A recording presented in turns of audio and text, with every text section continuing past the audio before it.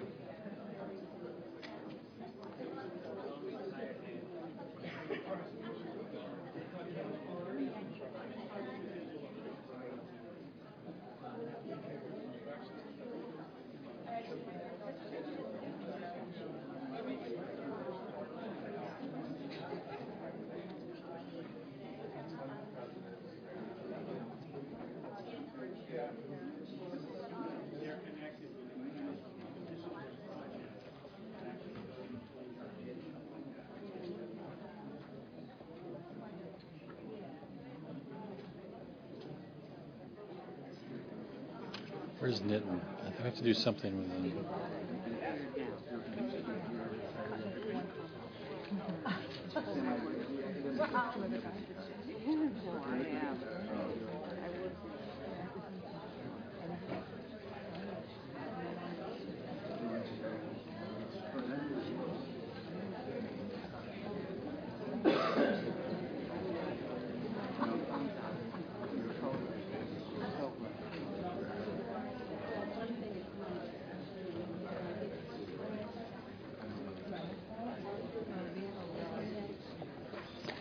Well, we'll proceed in a moment.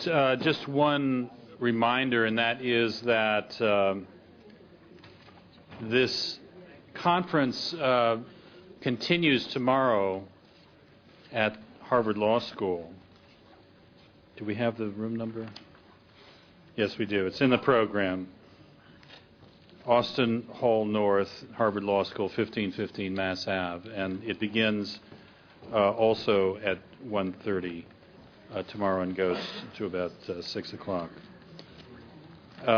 This afternoon's second panel will be moderated by Layla Farsak, who is a professor of political science at UMass Boston, an affiliate, a research affiliate of the center, and a longtime friend. And I'll turn it over to Layla.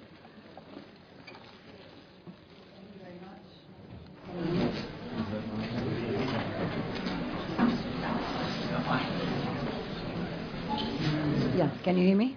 Yes, okay. No? Yes, no? Yes? Okay, I'll higher my voice. We're very honored to have distinguished panel of speakers this afternoon to follow on the morning. Speak. Okay. Okay. Okay. Yeah, I think we have a panel of distinguished speakers to continue on the morning or the earlier panel's discussion.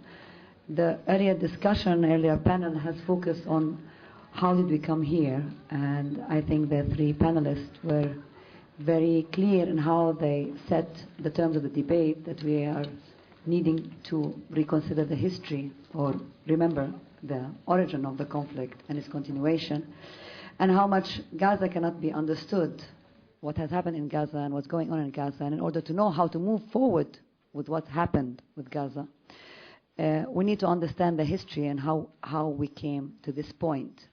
And the speakers addressed three very important points. One is the nature of the Israeli project and its evolution in that respect, the centrality of U.S. foreign policy ever since the inception of the State of Israel and the inception of the Palestinian problem, and the centrality of the issue of Palestinian representation and Palestinian right to represent themselves, and how can the international community and the U.S.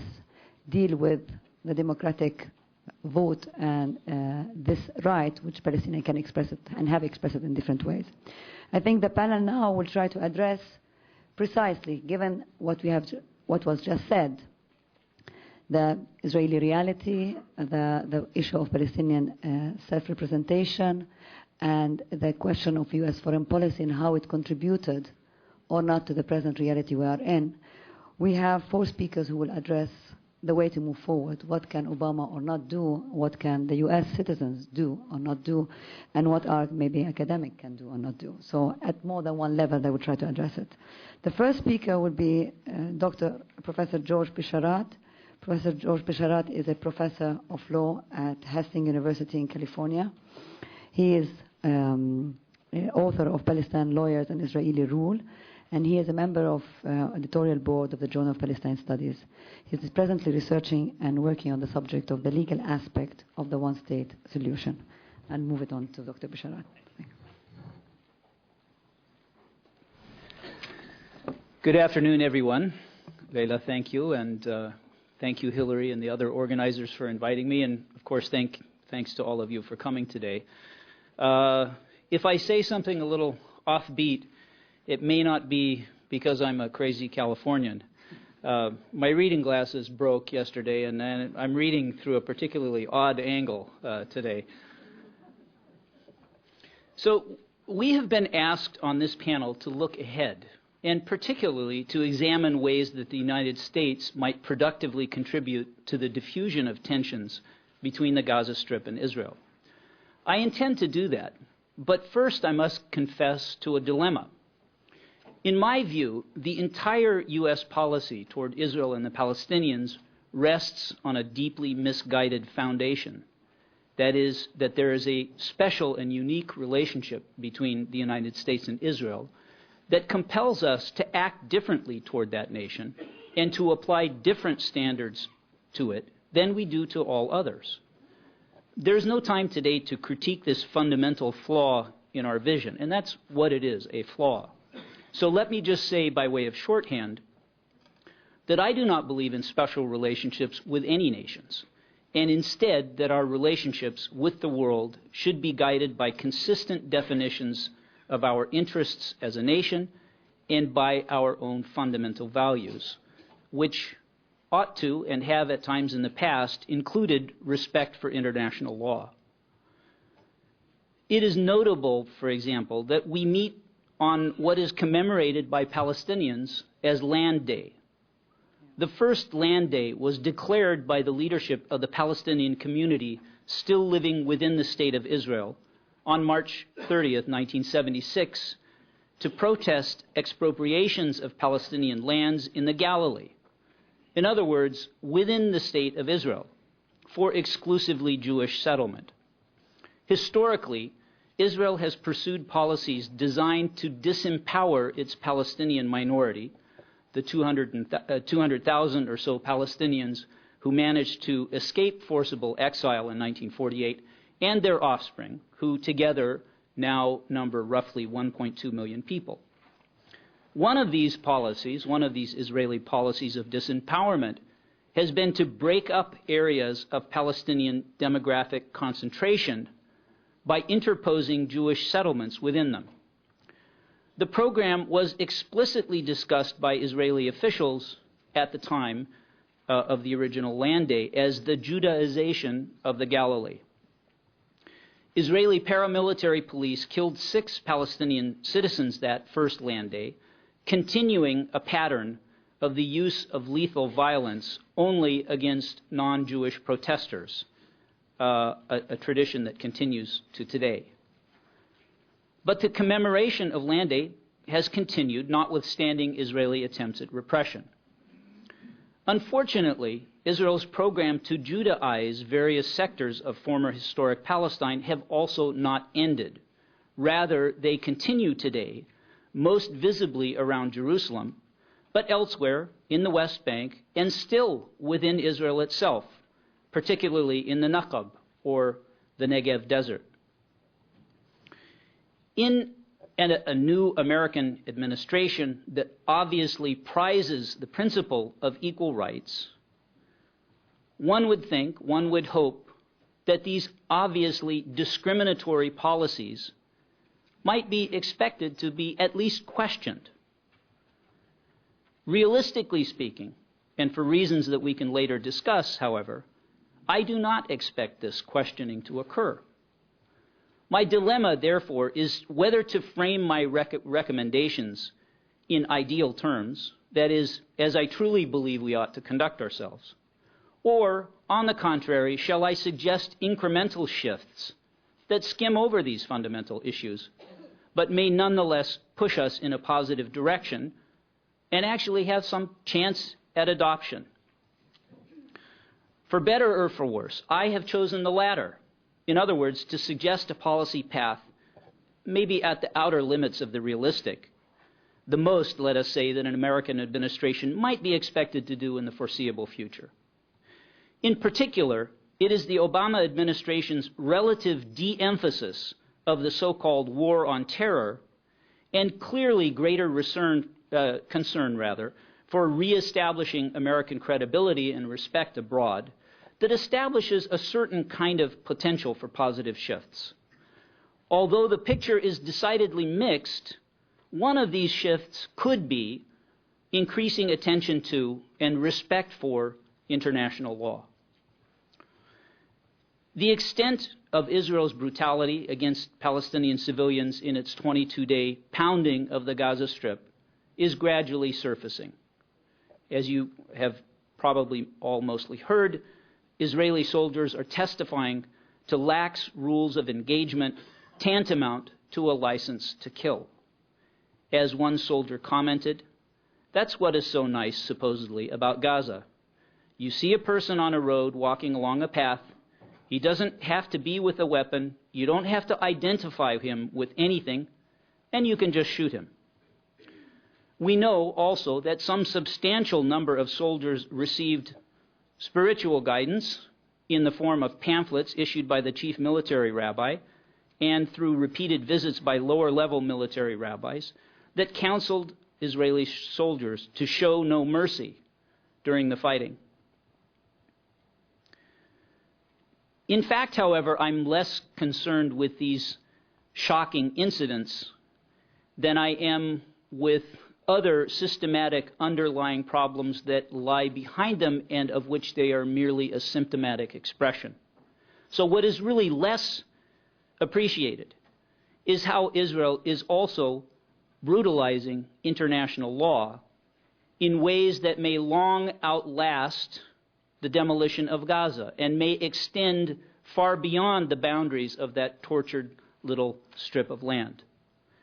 Since 2001, Israeli military lawyers in the International Law Division of the Military Advocate General's Office have pushed to reclassify military operations in the West Bank and the Gaza Strip from the law enforcement model mandated by the law of occupation to a model of armed conflict. Under the former, soldiers of an occupying army must arrest rather than kill opponents, and generally must use the minimum force necessary to subdue disturbances. While in an armed conflict, a military is still constrained by the laws of war, including the duty of distinction between combatants and civilians, and the duty to avoid attacks causing disproportionate harm to civilian persons or objects, the standard is far more permissive. Israel pressed the shift initially in 2001 in order to justify its assassinations of Palestinians in the occupied territories that clearly violated settled international law at the time. Now, Israel had practiced these, what it calls targeted killings, since the 1970s, always denying that it did so. But as of 2000 and 2001 and the onset of the Second Intifada, they had stepped up the frequency of these killings, and they had resorted to spectacular means, such as airstrikes, that rendered denial futile. The 2001 Mitchell Committee, before whom Israeli lawyers pleaded their case for armed conflict, criticized the blanket application of the model to the Palestinian uprising Israel was then facing. But it did not repudiate it altogether. Today, most observers, including Amnesty International, Human Rights Watch, and other critics of Israeli policies, tacitly accept Israel's framing of the conflict in Gaza as an armed conflict, as their criticism of Israel's actions in terms of the duties of distinction and the principle of proportionality betrays. I should point out, however, that in international legal terms, Gaza remains occupied territory. By the terms of its own disengagement plan, Israel arrogates to itself authority to patrol Gaza's airspace, coastal waters and borders, and to raid it to arrest and kill Palestinians. It has availed itself liberally, nearly daily, of these powers, killing 1,250 Palestinians between September 2005 and December 27, 2008. And it has, of course, arrested and abducted scores, if not hundreds more. Israel also took Gaza's population registry with it on withdrawing its ground troops in 2005, enabling it to completely control who enters and who leaves the Strip. Israel, moreover, supplies the bulk of Gaza's electricity and all of its cooking and heating oil. In short, Israel continues occupation by remote but effective control. And it is effective control that is the test of occupation under international law. Israel's campaign to rewrite international law to its advantage is deliberate and knowing. As former head of Israel's 20-lawyer international law division, as one friend of mine said, it's like a mini factory of John Hughes, the head of this division, Daniel Reisner, recently stated in an interview, if you do something for long enough, the world will accept it. The whole of international law is now based on the notion that an act that is forbidden today becomes permissible if executed by enough countries.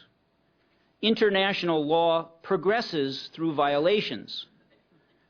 We invented the targeted assassination thesis, and we had to push it.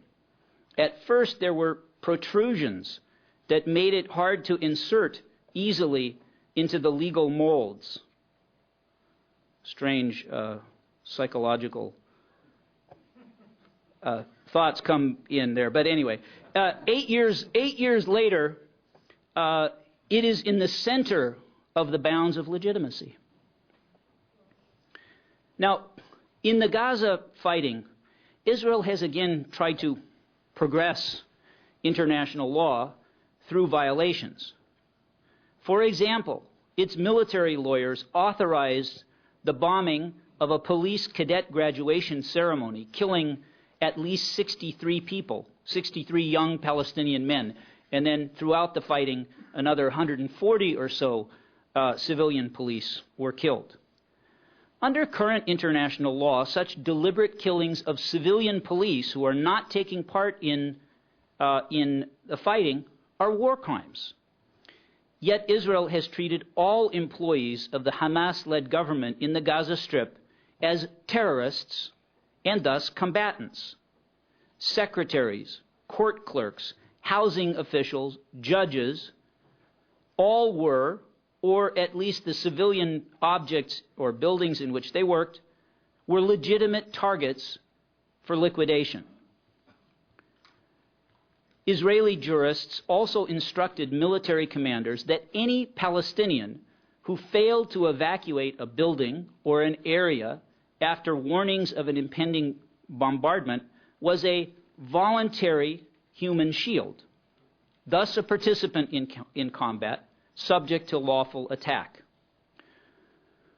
One method of warning employed by Israeli gunners, dubbed knocking on the roof, was to fire first at a building's corner, then, a few minutes later, to collapse the building by striking more structurally vulnerable points. To imagine that Gazan civilians, penned into the tiny strip by Israeli troops, surrounded by the chaos of battle, understood this signal is fanciful at best. Now, Israel has a lengthy history of unpunished abuses of international law. And Irene nailed it in the first panel when she talked about Israel's first experience of impunity by seizing land outside the borders allocated to it in the UN partition plan. It was about 22% more of Palestine that it had been awarded in that plan, and discovering eventually that that no one would say boo about it. In fact, UN Resolution 242, which supposedly rests and is meant to consecrate the principle that there is no territorial acquisition by force, but recognized, tacitly at least, Israel's borders, which had been expanded by force, is sort of a mind-boggling contradiction. Second, of course, Israel has managed for the last 60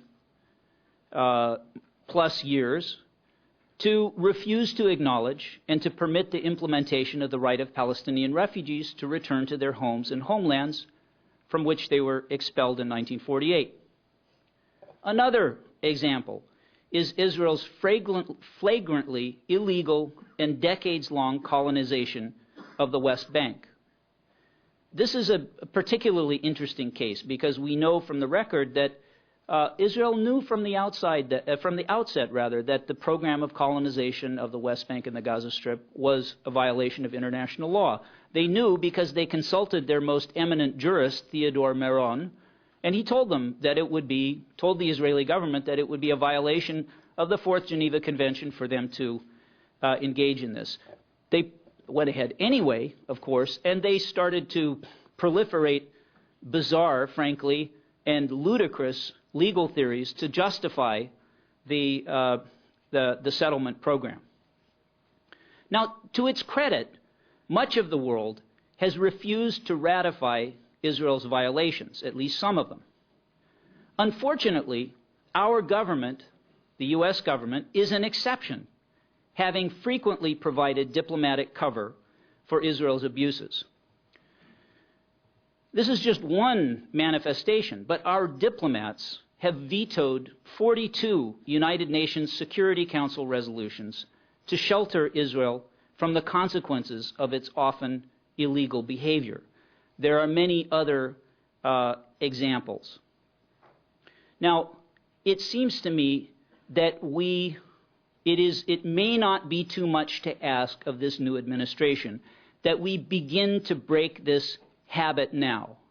Because if we don't, we are going to see international law perverted in ways that can harm us all. It is not out of interest for the Palestinians, although that should be sufficient reason in itself. It is out of concern for the stature of international law and for the benefits that it provides us. What is so dangerous about these transformations that Israel is trying to bring about? First, in reference to the attempt to shift the paradigm from the law of occupation and the associated law enforcement standards to the paradigm of international armed conflict. What this represents, in effect, is an attempt by Israel to have total meaningful control over the civilian population with none of the responsibility for their welfare. it permits Israel to depict and portray a set of events like what occurred in December and January as something vaguely resembling a war between two conflicting parties, when in fact it is an attack by as I think Karma pointed out, a very powerful military against an essentially defenseless civilian population. Does the minute start from when I acknowledge the signal or from when you hold it up? I'll finish shortly. Now, if we permit this, occupiers everywhere, not just Israel in respect of the Gaza Strip and the West Bank, will be incentivized to seek just this kind of crude, externalized control from without. Let the natives manage their trash collection and other day-to-day affairs as long as we can bomb them into submission at our will whenever we need to. This is not a direction we as an international community want to take. It does not vindicate the noble purpose of international humanitarian law, which is, even in the terrible circumstances of war, to preserve human life and dignity to the maximum extent possible. The potential dangers of Israel's other desired innovations are probably even more obvious. One quick but decent measure of the desirability of a rule of international law is the common sense question, how would you like it applied to you and your society or your country? Let's ask that question with respect to Israel's warnings to Palestinian civilians of impending attacks. Would Israel accept that all of southern Israel had been transformed into a free fire zone for Qassam rockets? All of its residents, in other words, voluntary human shields and thus combatants, because Hamas warned repeatedly, publicly, trumpeted throughout the Israeli press that it would resume rocket attacks if Israel failed to lift the siege of the Gaza Strip? I don't think so. Do we want our civilian police counted as combatants in some future conflict or empower some enemy to knock on our roofs? Of course not. These are preposterous notions, and they must be denounced as such. Now, needless to say, it is far more likely that we can knock on someone else's roof right now than they can knock on ours. But that is a mere matter of power. And a law that enshrines or consecrates mere power does not deserve the name law. So, among those who are its victims, this only breeds cynicism and disrespect and a determination to prevail by non-legal means. So, for our own sakes, and for the world's, and for the status of international law, Israel's impunity must end. And I look forward to discussing how that might be accomplished in our discussion. Thank you.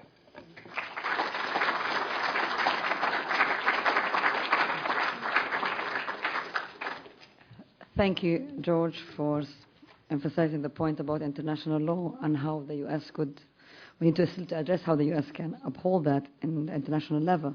But we move on now to hear Mr. Veron Benvenesti, who was Deputy Mayor of Jerusalem under Teddy Kollek from 1971 until 1978, during which he administered East Jerusalem and served as Jerusalem's Chief Planning Officer. He, I think, is most remembered for his very important work and project which he initiated in 1984 when he founded the West Bank Database Project documenting social, economic, and political development in the West Bank. And I can attest to the fact that every Palestinian or Israeli scholar working on the West Bank and Gaza has consulted these 3-4 volumes that were published. He's also a medieval scholar and has published books and maps on the Crusader period in the Holy Land. Thank you very much.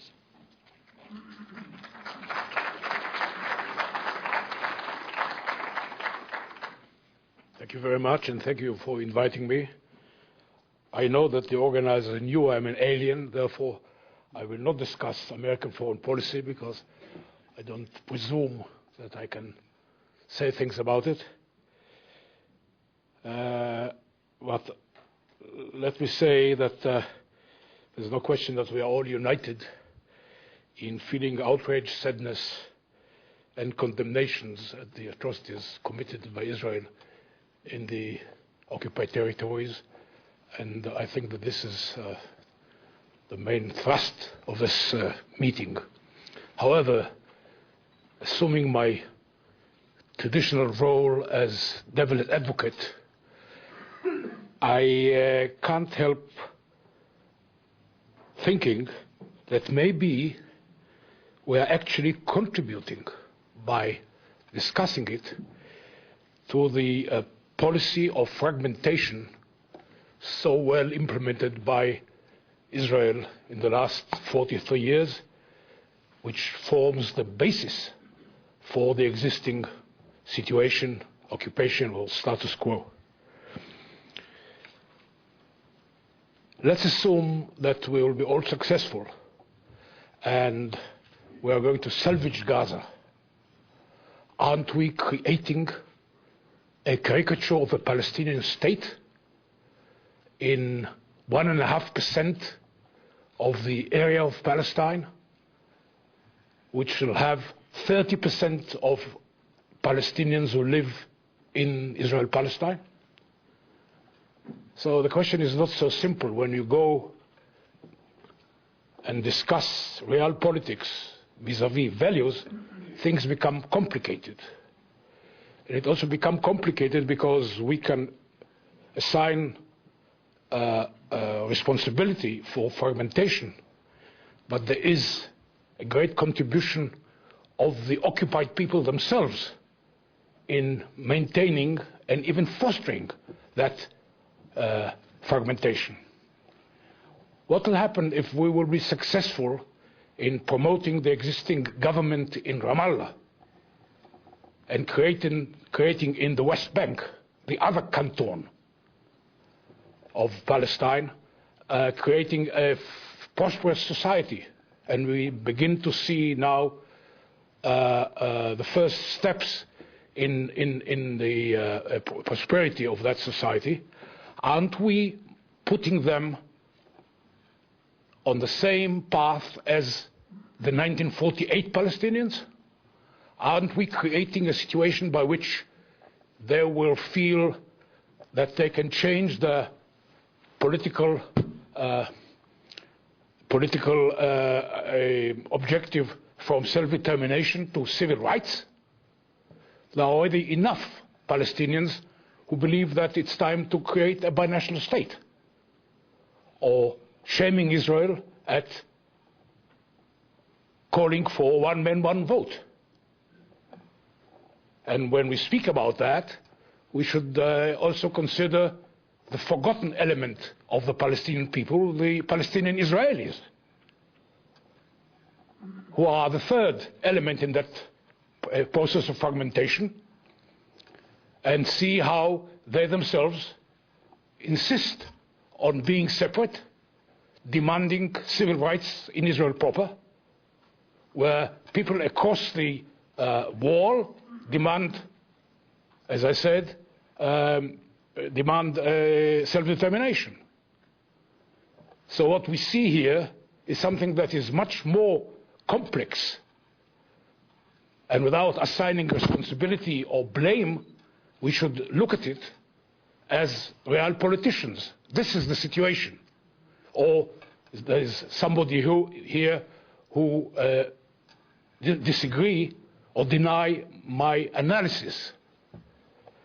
So what we have here is a system of fragmentation, and Gaza is one of them, which is the basis of the existing situation. But Israel and the Palestinians are not alone.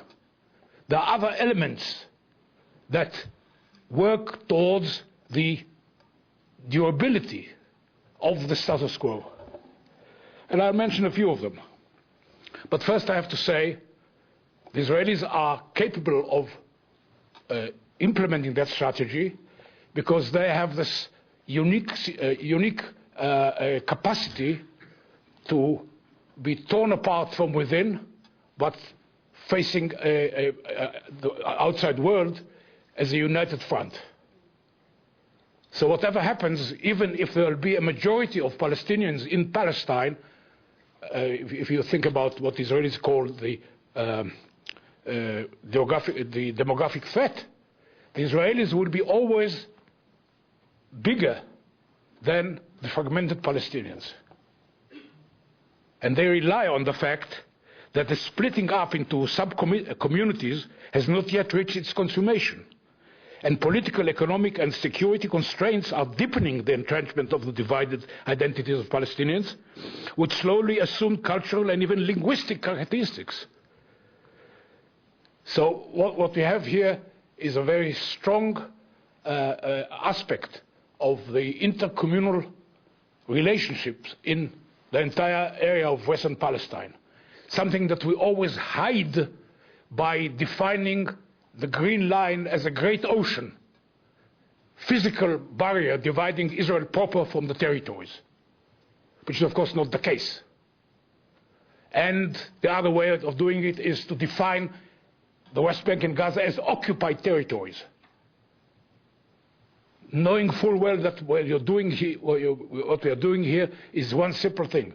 We use occupation as a way to postpone the decision, because occupation lapses. We know by definition that military occupation must end. But this situation is different because it is domination and quasi-permanent domination. But it's easy for us to define this as temporary, because temporariness does not require solutions, which is another element, the psychological element of the continuous status quo. But there is a contribution of outside factors. We'll begin with the Arab countries, the neighboring Arab countries, whose strategy is to give priority to bilateral and global interests over Arab ethnic solidarity. The neighboring countries have an interest in preserving the existing status quo because they want to see the Israelis on the borders. They don't want to see Palestinians on their borders because they're afraid that the conflict will split over to their side. This is true for Jordan, and as we can see, it is also true for Egypt. This is exactly what is happening on the Rafah crossing. They demand Israeli intervention because they don't want to be intimately connected with the Palestinians on the border. But they are not the last ones. United States and the donors country and the quartet are contributing to the status quo the same way. How? By funding it. Without it, the occupation or the domination or the status quo cannot hold. The massive financial contributions free Israel from the burden of coping with the enormous cost of maintaining the control over Palestinians and create a system of corruption and vested interests. We forget about that. There is, of course, an excuse or justification because things can be worse. But this is in a way to salve your conscience. You pay. So what we have is a system in place that probably will continue. What I suggest is that we think about Gaza in the general context. And we think about Gaza in a way that will allow us to come up with policies, strategies, policies and tactics that will not be limited to Gaza, but will have it taken into account the broader repercussions. The atrocities in Gaza are terrible. The fact that Gaza is where it is terrible. To assign responsibility and blame, I'll finish with before. This assign responsibility is very important, but I don't think it is something that brings us to any solution. What we have to do is open our eyes, analyze the situation, concentrate on questions and not on answers. There are too many answers seeking questions. There are too many prescriptions seeking analysis. And I would suggest that we just do the opposite. It will be there more difficult to take sides and begin that almost stale exchange between pro-Israel, anti-Israel, pro-values, this way. It doesn't going to help us. This is exactly what we have been doing in the last 40 years. We shouldn't make Gaza one of them. Thank you.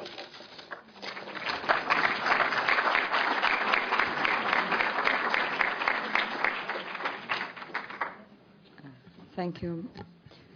Meron, will be moving now to hear Professor Barry Posen, who is the Ford International Professor of Political Science at MIT and the Director of the MIT Security Studies Program. He has also written a number of books, including The Inadvertent Escalation, Conventional War and the Nuclear Risks, and Sources of Military Doctrine.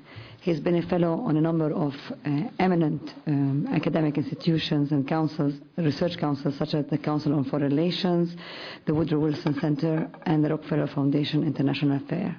Thank you very much. Well, thank you, and good afternoon. I'm going to take a little bit of a different perspective on this problem from what you may have heard. I don't come at this from a sort of an inside-out Middle East expert. I come at this from kind of an outside-in, a thinker about U.S. grand strategy. So the theme of my talk is really Gaza and U.S. grand strategy, or particularly evolution of U.S. grand strategy under President Obama. And the old joke, I think, here applies. I think there's good news and there's bad news. So let me just read you, just to start, a quote from President Obama's Al Arabiya interview on January 27, 2009. He's saying there's more to American policy in this part of the world than the Israeli-Palestinian conflict.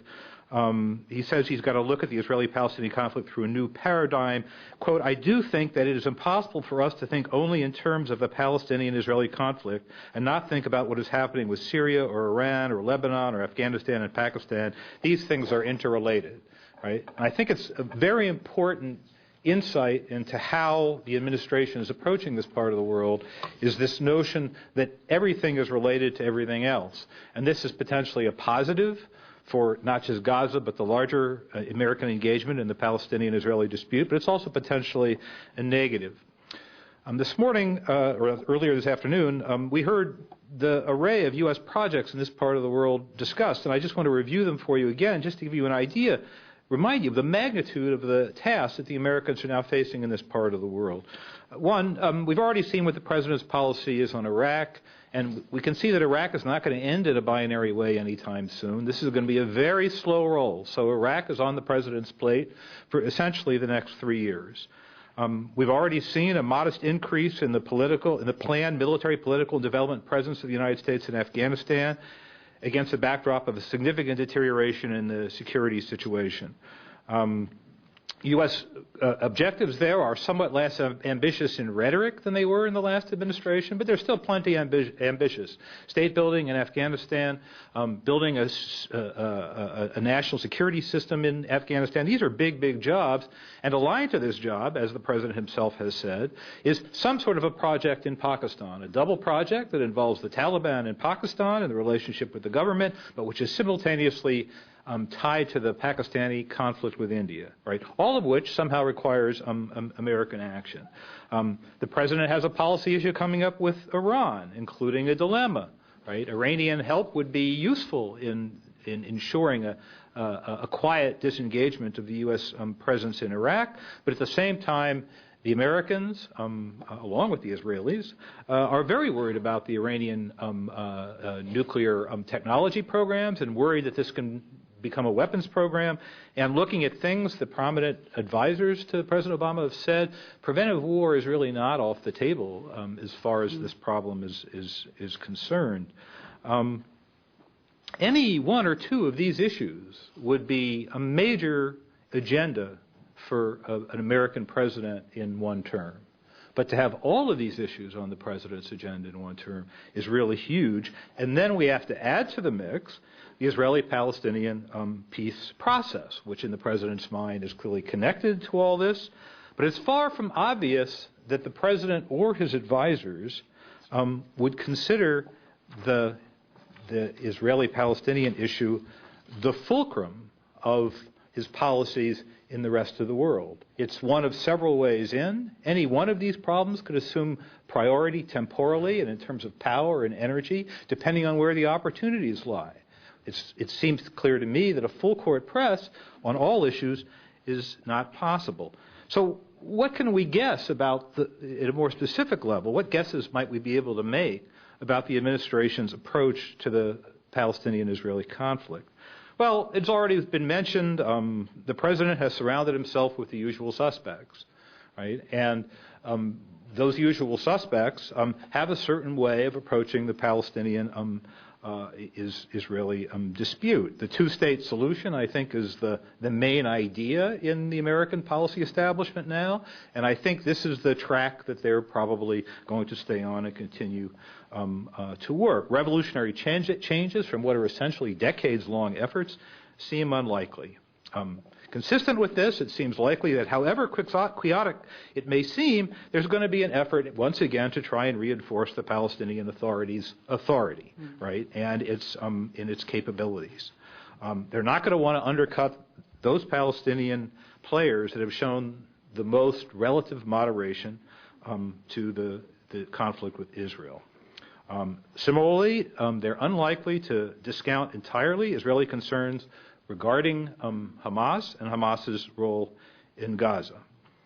They may be willing to press Israel in limited ways to help strengthen the Palestinian Authority. Israel's not been especially helpful on this score, and many Israeli officials have very little respect for the PA, but it's a circular logic, right? They have disrespect for the PA, therefore they don't deal with the PA, therefore the PA loses prestige, therefore the Israelis are entitled to have more disrespect for the PA. So they create the problem that they can then use to rationalize no action. This administration is going to try and do what it can to limit the political damage that we have suffered and continue to suffer from the U.S. connection to the sad conditions in Gaza, connections that have already been discussed. And this means some sort of serious effort at reconstruction and the avoidance of future violence. And we've seen at least the first indices of this in terms of the large quantity of the large funds that the United States government says it will make available to Gaza reconstruction. Now, to make this all work, there's some kind of compromise in the actual implementation that's going to be necessary. Israel, the U.S., Egypt, perhaps some others don't want much of the reconstruction resources or the political credit to go to Hamas. That's their policy interest, and they seem pretty committed to that policy interest. So it's going to be argued that the PA has to participate intimately in the material reconstruction of Gaza. I don't think that argument is going to be dropped. Realistically, I think they know that there has to be some role for Hamas in this process as well. But the devil is going to be in the details. Will Palestinian Authority involvement be enough to move the U.S., Israel, Egypt to act? Or will one or more actor also demand some political concessions from Hamas on relations with Israel, concessions along the line of the quartet's three conditions? I don't think anyone's naive and believes that Hamas will suddenly get up one morning and say, we agree to the quartet's three conditions, but it seems to me that some movement is going to need to happen here. There's going to have to see some movement on some aspect of this from Hamas that looks simple and real for these actors to be willing to support a deal with what will be needed, which is to pressure Israel. Presumably, the U.S. and other quartet members are more easily made happy by some collaboration between Hamas and the PA than the Israelis are. So the question becomes: once the U.S. is happy and some of the bigger players are happy, will Israel be pressured by the U.S. To move, to act, or will we see a pattern that is more consistent with what we've seen in the past, which is we keep waiting for more and more concessions in order to try and make the Israelis entirely happy, or at least happier than they're likely to be. Now, I'm going to do something here that I think is necessary in order to try and probe what's at issue here between the Israelis and Hamas on the basis of the immediate problem. In other words, what were the immediate causes of the war and of the action at the end of last year? Underlying causes of the conflict were discussed earlier. I just want to probe the particular causes of this escalation and sort of just raise the issue of how these causes might be assimilated into some form of settlement. Remember, there was a truce of a sort that lasted about 5 months. Egypt had mediated this truce because Israel wouldn't talk directly to Hamas. The terms of the truce or the quiet were not published. We don't know exactly what the terms are. It's quite clear that each side has a different view of what was encompassed in the terms of the truce. The truce started to erode in early November, and you can basically pick your story of why it eroded. The key incident that many people focus on is an Israeli raid in early November, which appears to me to have been a tactical preemption against some operation coming out of Gaza, but it's very difficult to tell. There is a great deal of press coverage, if you look for it, suggesting that both Israel and Hamas wanted to extend the truce, and there was quite a lot of diplomatic toing and froing in an effort to find a deal, right? Reading between the lines, the question was, what was the nature of the bargain that would have prevented the fight? Who would offer what for what? Now, Hamas seemed to want a full opening of the border crossings to trade, which Israel had restricted, and a suspension of Palestinian Authority and Israeli efforts against Hamas people in the West Bank in exchange for no violence coming out of Gaza. Israel wanted no shooting from Gaza, no arms smuggling to Gaza, help with Shalit, their captive, and no concessions on actions against Hamas in the West Bank, in exchange for no Israeli attacks into Gaza, and I think some willingness to open up the crossings, though it's still not clear by any means that the Israelis, even under these circumstances, would have opened the crossings entirely and sort of left them open. Now, we could probe deeper and say, what did each party think it was going to get from a fight, right? Because in the end, they have to think they're going to get something from the fight. It's pretty clear the Israelis thought they would somehow weaken Hamas military capabilities, which from their point of view were growing. They're particularly concerned about what they see as the smuggling of rockets, unguided rockets, of greater range and greater destructive power into Gaza. They were interested in preventing the future growth of Hamas military power, particularly building up bigger stockpiles of these weapons, and interested in getting Egypt, the U.S., and other countries to do more work on that problem. Judging from information that's happened since the fighting, which suggests the Israelis were raiding into Sudan at this time, it's pretty clear that this was a big interest for them. The Israelis also had this notion of restoring deterrence, which they think was eroded by their poor performance in Lebanon. And what combination of air and ground operations they thought were going to restore deterrence is not so clear, but it seems to have fed these relatively liberal rules of engagement, including the strong commitment to the protection of their own forces, which precipitated the high levels of collateral damage, a term that comes from my trade, in this engagement in Gaza. Now, we know that Israeli citizens and their leaders are extremely concerned about the threat of rocket fire from Gaza or from anywhere else. They see this as a new weapon for adversaries across their border that Hezbollah pioneered, that Hamas seems to be following, and that they also have a concern could ultimately come from the West Bank. I don't think this concern is fake. I was in Israel towards the end of this operation, and I visited Sderot. I was not able, obviously, to visit Gaza. And it's very clear the Israelis have poured enormous energy into trying to deal with this rocket threat and continue to do so. They're very concerned about it. They think that it threatens normal life in large sections of Israel. And this is a national project. They're trying to build a state, a secure state, where people can live a Western-style life. And this is something that it really gnaws at them. I don't think there's any question, and I think we have to understand the extent to which it does. Other potential causes of their willingness to fight, Israeli domestic politics probably had something to do with it. The fact that the new administration was coming in and this was the time to do it probably mattered. Some Israelis probably wanted to send a message to Iran. Interestingly, I do not think the military action itself ever had the primary purpose of overthrowing the Hamas regime. I don't think they ever thought they could do it or that they would do it. They had a plan to do it in extremis if the war developed in a certain way and the politics developed in a certain way. I have no impression that this was something they really wanted to do, which strikes me as a kind of interesting change. Why did Hamas go to war? Well, clearly there was pre-war discord between Hamas Gaza and Hamas in Syria. Hamas Syria was more hawkish. Some Israelis I spoke to thought that Hamas believed that the status quo was definitely not serving them well. Israel's economic embargo was pinching, not just in a substantive sense, not just in the lives of their own people, but in a political sense for Hamas. And this was against the background of a West Bank economy that was doing pretty well at the time. So the Hamas perspective was that the embargo was extremely injurious to their political interests. It appears that there was some hubris here. I think Hamas believed the Hezbollah story about Lebanon, which was a mistake. There was plenty of evidence that the Israelis wanted to get their own back and were working on fixing up the various tactical mistakes they had made and were interested in showing the world that they were still the same competent soldiers that they had been. There was plenty of evidence of this in Israeli air operations at the time, and I think Hezbollah overestimated their power. Now, getting reconstruction aid into Gaza will have to deal with the original political and military goals of Hamas and Israel. Hamas wants to remain a military player and govern Gaza so successfully that the population continues to support it. Israel does not want Hamas to remain a military player and wants to limit the extent to which economic reconstruction of Gaza and subsequent good governance cements Hamas control.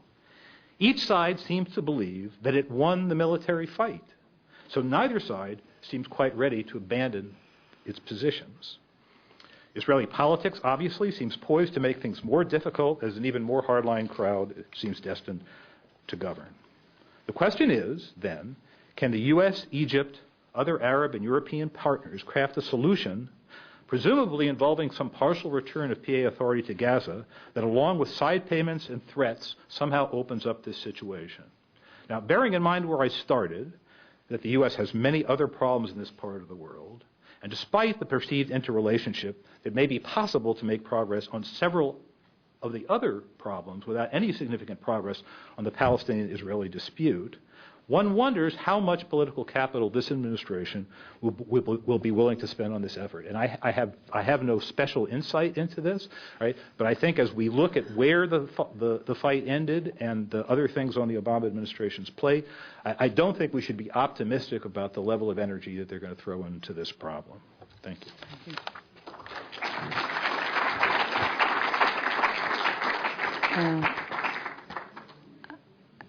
Thank you very much for your presentation. And we'll move on to Mr. Henry Siegman, who is president of the U.S. Middle East Project, which was part of the Council on Foreign Relations from 1994 until 2006, and then became an independent policy institute. He is also a research professor at the Sir Joseph Hunton Middle East Program at the School of Oriental and African Studies at the University of London, and a non-resident researcher at FRIDA in Madrid. Maybe he will help wrap it all up for us and make us know what is the direction of the U.S. administration, or should be the direction of the U.S. administration. Thank you. Thank you for the invitation to join you here. One of the reasons I'm particularly delighted is because I ran into someone who I had a working relationship with in the late 1950s, when I was with the American Association for Middle East Studies, Irene Genzier. So here, 50 years later, we meet again. So that's a particular pleasure. It's an enviable thing to be the fourth speaker on a panel, particularly on the second panel. At this point, no one has an expectation that the speaker is going to say anything new or even interesting. And I will not disappoint that lack of expectation. Indeed, I will try to be brief. To take you much beyond 5 o'clock is prohibited by the Constitution, which does not want cruel and unusual punishment. So let me share with you just a few disconnected but rather simple thoughts. Actually, there's only one basic thought that I wanted to share with you. Before I do that, though, I'm moved by the earlier conversation to make two polemical points, if you will, that pertain specifically to Gaza. And I happen to agree with the previous speakers that to address Gaza as such is a mistake. It's the Israeli-Palestinian, the overall issue that needs to be addressed. And I agree with some other speakers that that this issue probably cannot be resolved without relating it to some of larger regional and even global concerns. But these are rather theoretical points because I think practically we are really close to the end of this particular game, and it ain't going anywhere, which is a rather pessimistic judgment, but I think sadly a realistic one.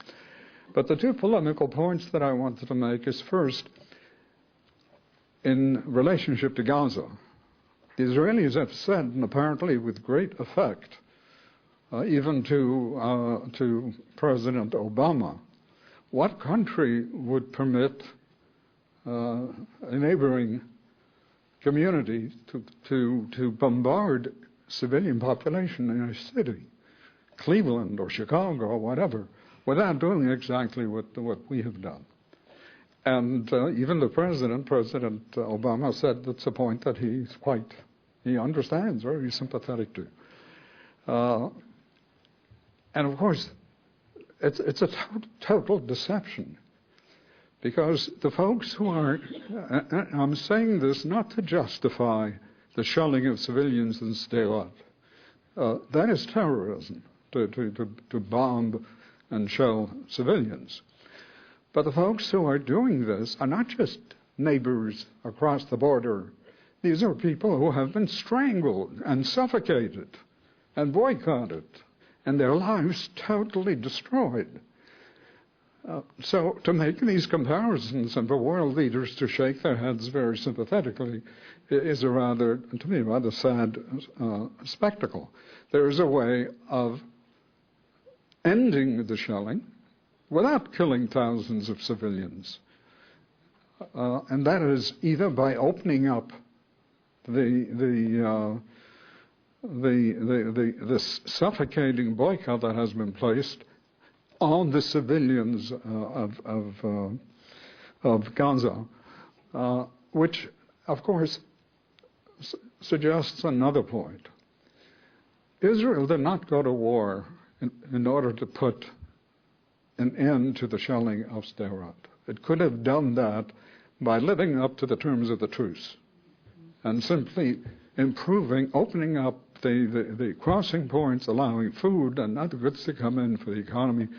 That was the way to put an end to the shelling, the Qassams coming in from Sderot. So it decided this is not what it is prepared to do, even to protect the lives of its civilians in Sderot. Why? Because keeping that chokehold on Gaza was more important than doing that.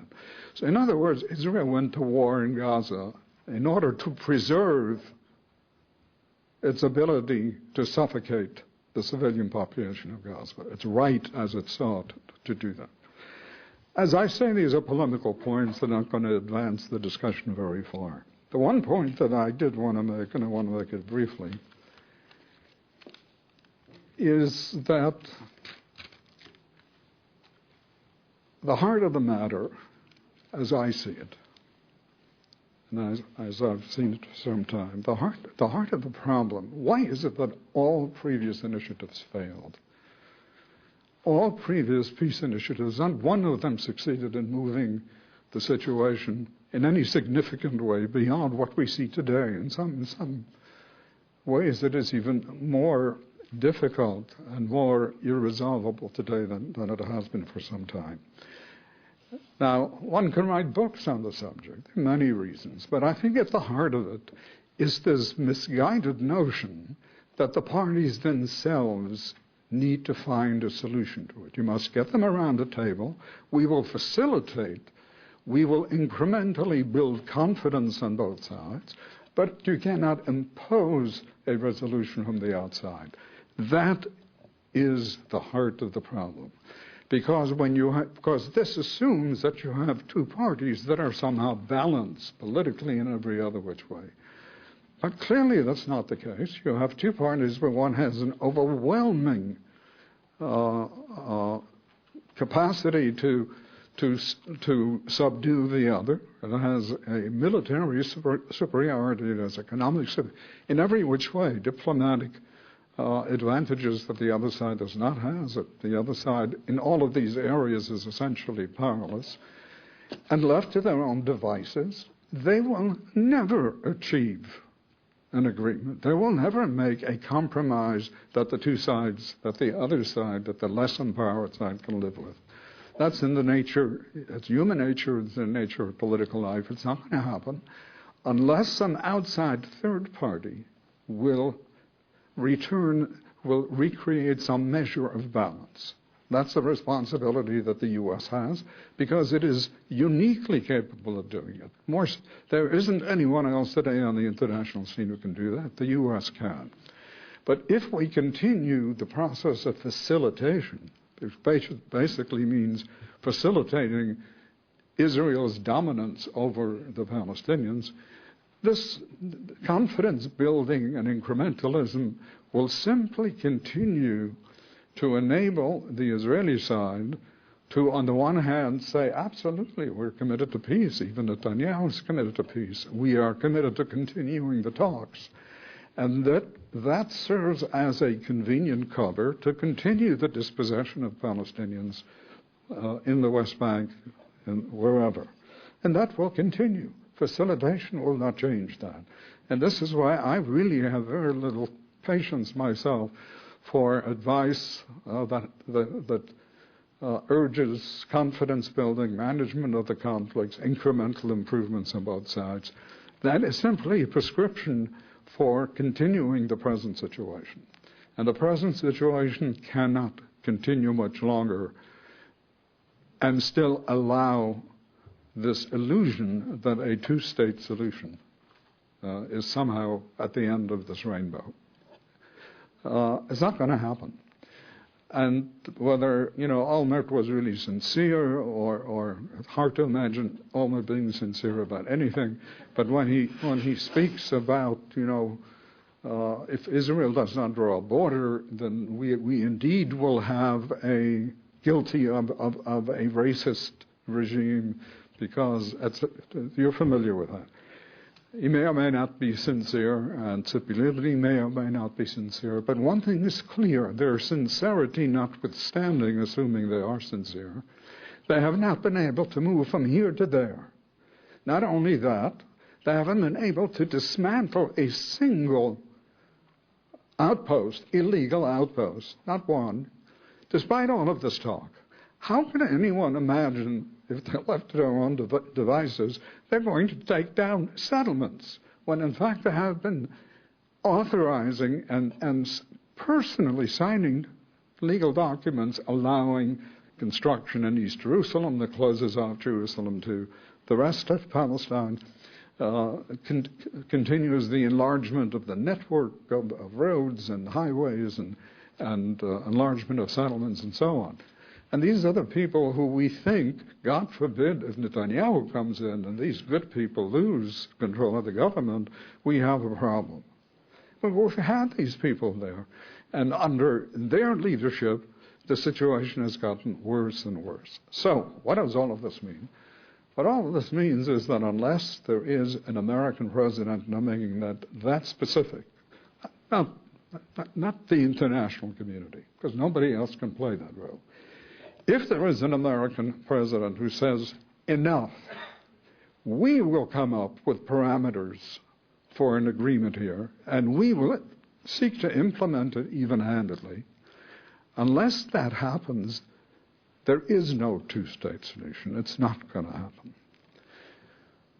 Now, will Barack Obama, is he the man who will finally advance and confront the parties with this kind, what it really comes down to is an ultimatum?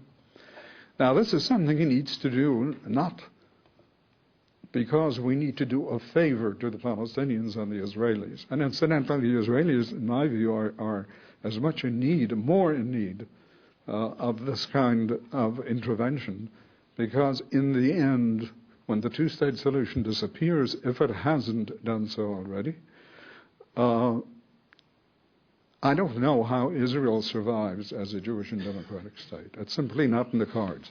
Now, the dispossession can go, Palestinians can go on, but I don't see how one really ethnically cleanses all of Palestine.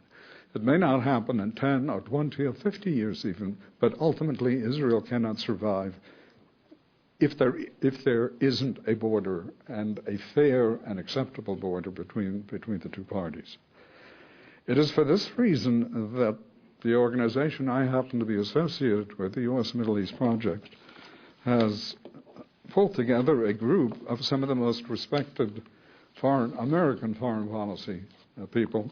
I will read to you some of the names under the chairmanship of Brent Scowcroft, but it includes Brzezinski, Chuck Hagel, Lee Hamilton, Carla Hills, Tom Pickering, Ted Sorensen, Paul Volcker, James Wolfenson, and Nancy Casselman Baker. People who are seen, it's a bipartisan group, but the purpose of their getting together is to say to the President and to the foreign policy community and to the Congress that this is what we need to do. We need to present parameters for a framework for permanent status agreement, not as outsiders, as an interested party, because we, the United States, has critical interests in the region. It's not simply a matter of kindness and a philanthropic impulse towards Palestinians and Israelis. It's because American interests, serious American interests, are at stake. And in this document, they've defined those interests. They've suggested how one can go about this, and they will do what the best they can in the coming months to seek to get a serious hearing. The document has, in fact, been presented personally to the President by Paul Volcker, who is the chairman of his outside economic advisory group.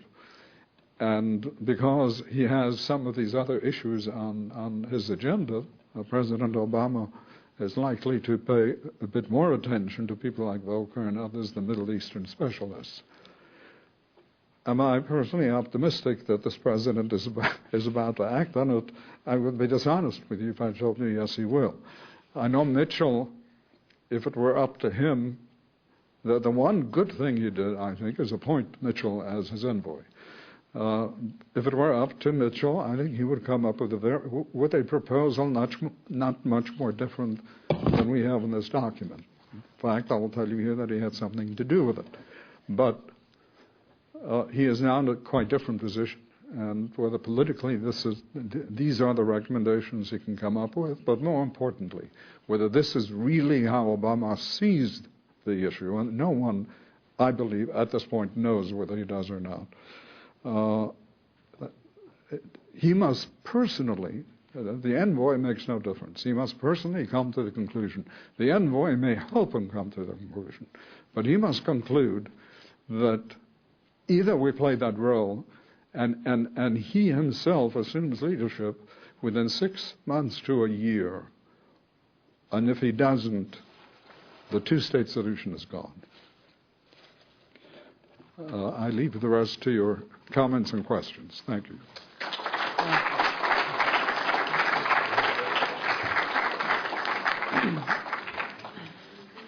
Thank you very much for this, I think, thought-provoking recommendation or analysis. The situation is a two-state solution. Will the two-state solution be dead if Obama does not act on it now? And then becomes the question, what do you do next? But I'll leave it to the floor to see who wants to pose questions. I have somebody there. Thank you. I'd like to ask a question to Mr. Siegman. It's often been suggested that the least the Israelis could accept and the most of the Palestinians could get is there's no overlap. The presumption is that if Obama comes down with a solution that's not acceptable to the Israelis, the U.S. government attempts to impose it on Israel. What happens if the Palestinians don't accept it? Does the U.S. government attempt to impose it on them?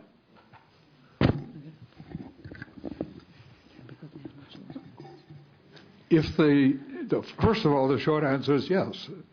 The U.S. has to be prepared to impose it on both Palestinians and Israelis. And if that doesn't work, then what? I'm sorry? If that doesn't work, then what? Well, there is happily virtually a global consensus on the kind of resolution that would work. The problem has never been that we haven't had smart people around who could figure out what the answer to this dilemma is, how this issue is to be resolved. And they're basically the Clinton parameters. And this is universally accepted. The international community supports it.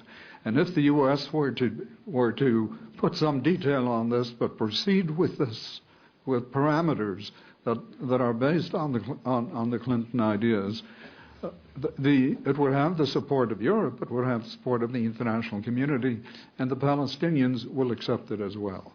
Now, I say this... Isn't that the plan that Arafat rejected? I'm sorry? Isn't the Clinton parameters the plan that Arafat rejected? No, that's not true. I know there are all kinds of myths that have been created, including the myth I heard earlier today, about that Hamas threw the entire Fatah leadership off the roofs of buildings. I mean, what they did wasn't particularly nice, but the gentleman, I don't know if he's still here, who asked that question, made no reference to the fact that the people, what precipitated this particular confrontation between Fatah and Hamas is the fact that Fatah was collaborating with Israel's government and with the U.S., with the Bush administration, who were funding and training their forces to initiate a civil war there and to throw them out, a democratically elected government. And the people who were in the vanguard of this particular initiative was Mohammed Dakhlan, a warlord in Gaza, who over the years, until he was thrown out and his people were thrown out, ran prisons and torture chambers in Gaza, particularly playing host to Hamas people. So there are some very simplistic ideas out there as to what happened in Gaza, and certainly what happened in Camp David. Barak came to Camp David with refusing to put down on paper a single one of his proposals. This is not the time to go into a detailed analysis of Camp David, but I would respectfully suggest to you, in answer to the question, no, that is not what happened at Camp David. Okay, there's a question over here. Yeah, no, but without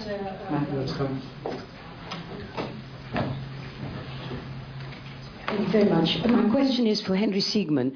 I wonder if you would be kind enough to spell out what the parameter... There are people here. You're the most interesting. Well... Yes, forgive me. I'm just wondering whether you would be kind enough to spell out what the parameters are that your group is working on. Because one of the problems with this is there is a tendency to speak about the so-called consensus position on the two-state idea, and people talk in broad terms about what it would involve. But of course, it's the detail that's really quite important. And I wonder whether you would be able to tell us what is it that you're going to present to Obama, your group? What are these parameters in as much detail as you can? Well, I will not repeat them to you here in as much detail as I can, because that might keep you here for a while. But in fact, the parameters do not go, that is the meaning of the term parameters. There are broad general principles.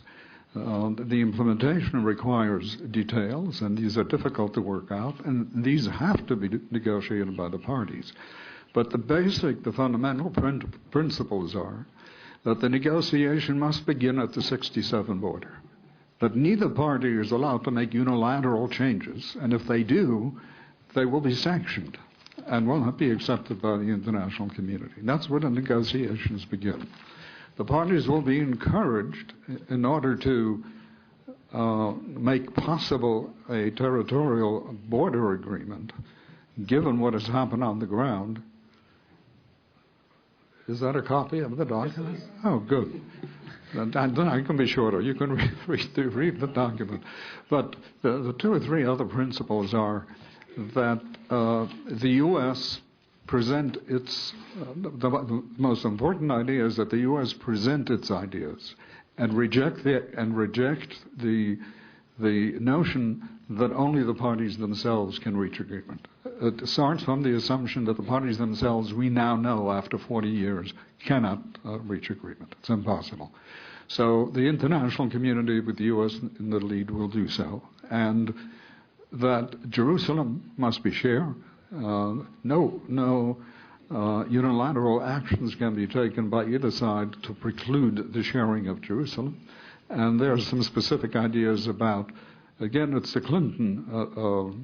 the original Clinton proposals that the Arab parts of East Jerusalem become part of Palestine, the Jewish parts of West Jerusalem, and some parts of East Jerusalem become part of the Jewish state, and a special administration for what is called the Holy Basin. These ideas are not new. Everybody pays lip service to them, but so far nobody has done anything to make sure that the parties take them seriously, or that their own governments seriously support them and insist that the parties deal seriously.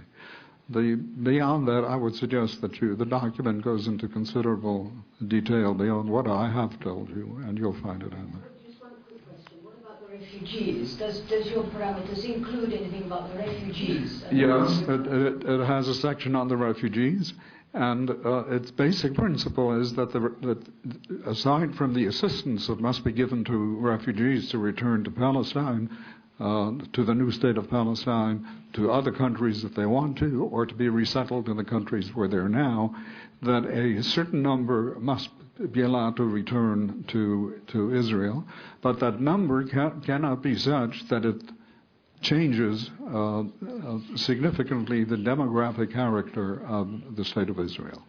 That is one of the compromises that the Palestinians will have to accept on their side.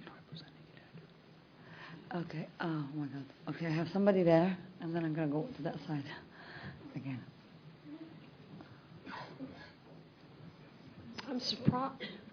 I'm surprised that the one-state solution has not been brought up yet, and perhaps it's because organizations like yours, which are very, very well-intentioned, I respect all the people on your committee, keep talking about a two-state solution. The Palestinians I know and respect most, and I think this included Edward Said before he died, was that only a one-state solution would provide lasting peace in that part of the world.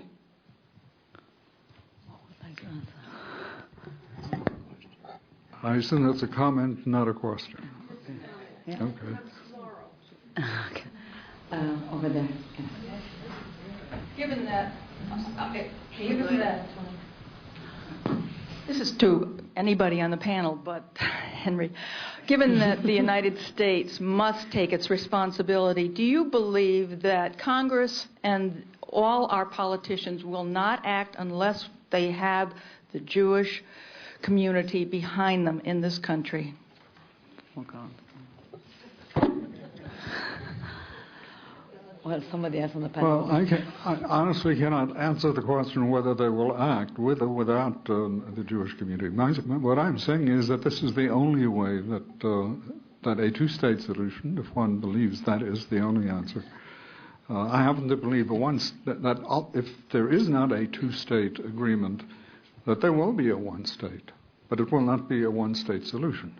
It will be a state that will perpetuate conflict and war, but that's a different discussion. We don't need to pursue that.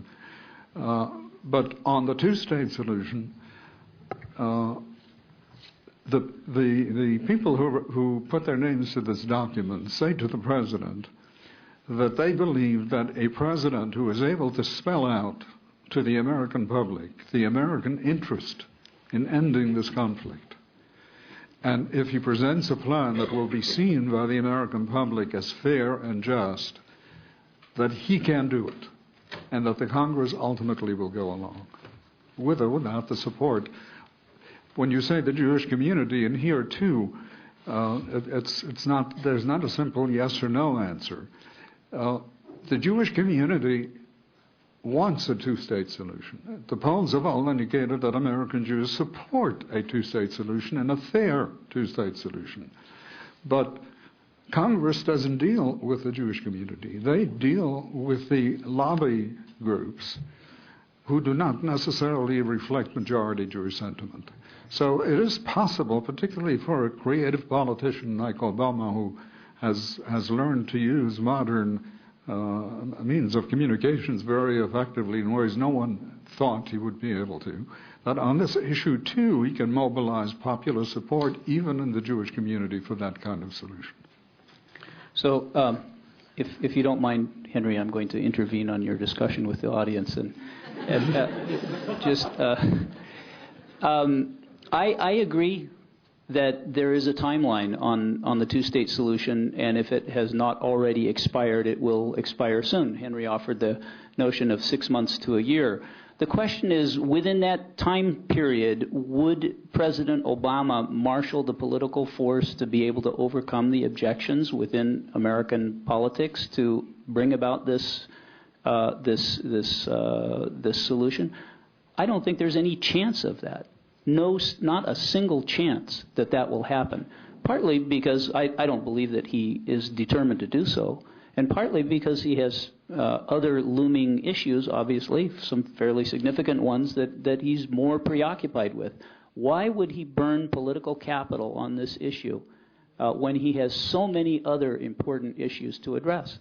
And for that reason, I conclude that the two-state solution is over. And I think I agree with the lady's comment that the sooner we begin thinking about what comes after or beyond, the better off we'll be. And it seems to me, I know I'm not alone either on this panel or with respect to members of the audience, that the framework that is most likely to provide the most rights for the most people within the boundaries of historic Palestine would be a one-state solution based on equal rights and secular principles and equality and freedom for both peoples in that land.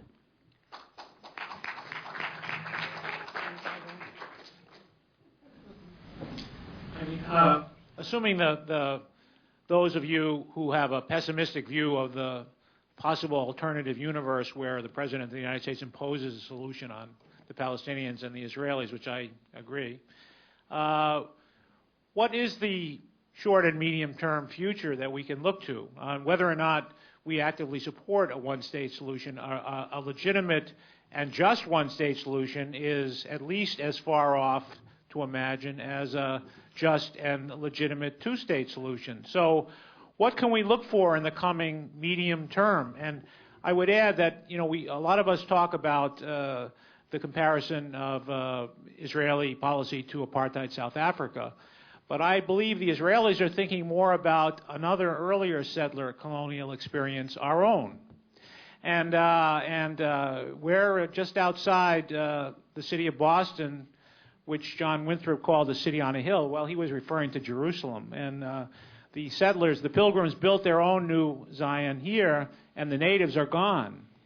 And I think that's the perspective, the long-term perspective that the Zionists have, and I wonder whether they will move in a more determined way to achieve that and whether that's feasible or not. I think Israel is a pretty fractious society, and I know there's some Israelis in the room, presumably some from the left and maybe some from the not-so-left. It's my perception, perhaps naive, that the glue that holds the Israeli presence in the territories together has typically been some variant of a security argument. And I think what what some of us who still sort of believe in normal diplomacy would say is that somehow to move the Israelis, the security argument has to be destroyed. The security argument that the most extreme Israelis use needs to somehow be destroyed.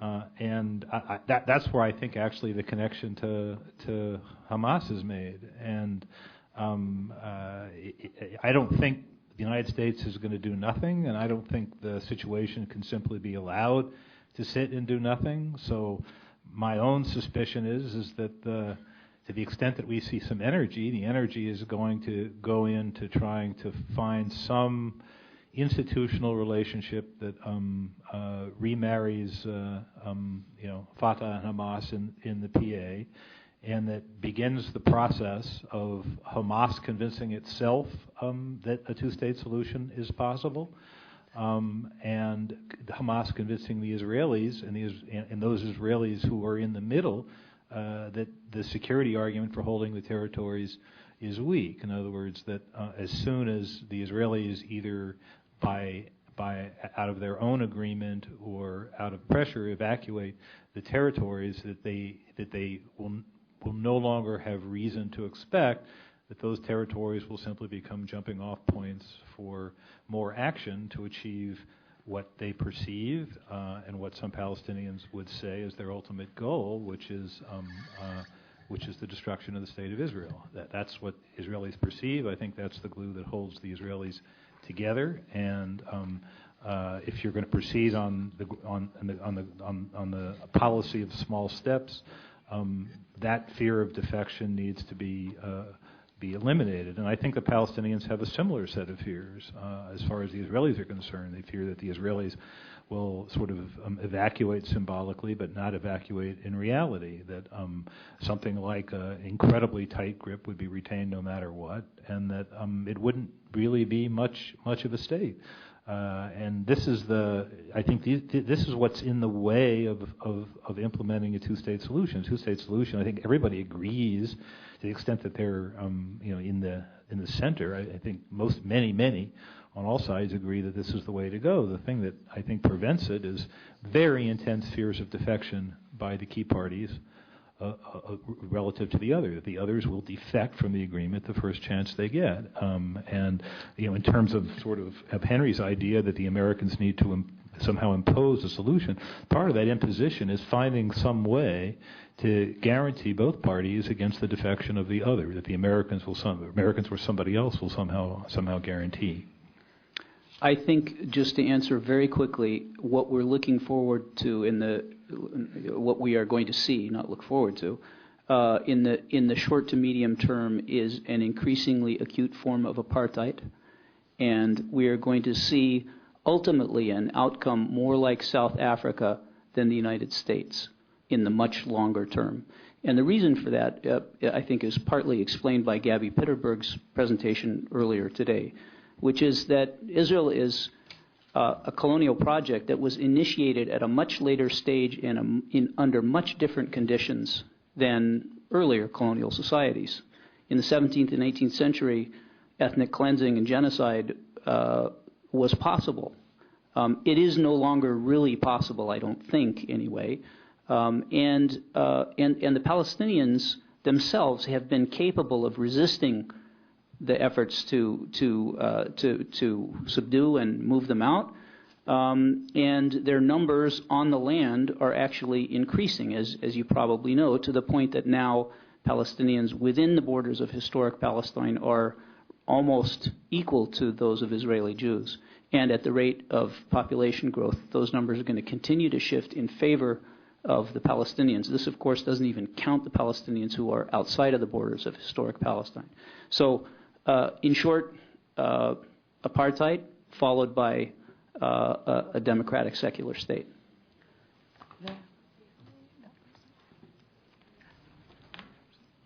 There are many of you, so I'm trying to Hello. get... I wondered if I could press Henry Siegman on something, and because I generally enjoy and respect your writings and commentary on this conflict, on this terminology you use, which is of a Jewish and democratic state, which was poignant to me because we began this panel with George Bishara talking about land confiscations inside Israel and some of the ways in which that state is manifestly not democratic in its present form.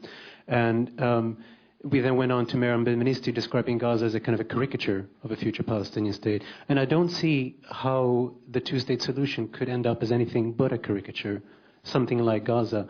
You either how do you fit 5 million refugees into Gaza and the West Bank? Well, the answer given by most people is that you don't. You put them somewhere else. You let them settle in the countries where they're currently living. And so the question is, how is it a national solution for the Palestinians to denationalize themselves? How can that be a solution for them?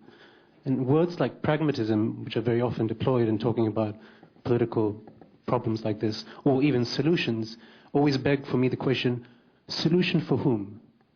It is pragmatic for whom? And how is a two-state solution, the way you talk about it, pragmatic to the Palestinians? How can it be something they could ever be reconciled to?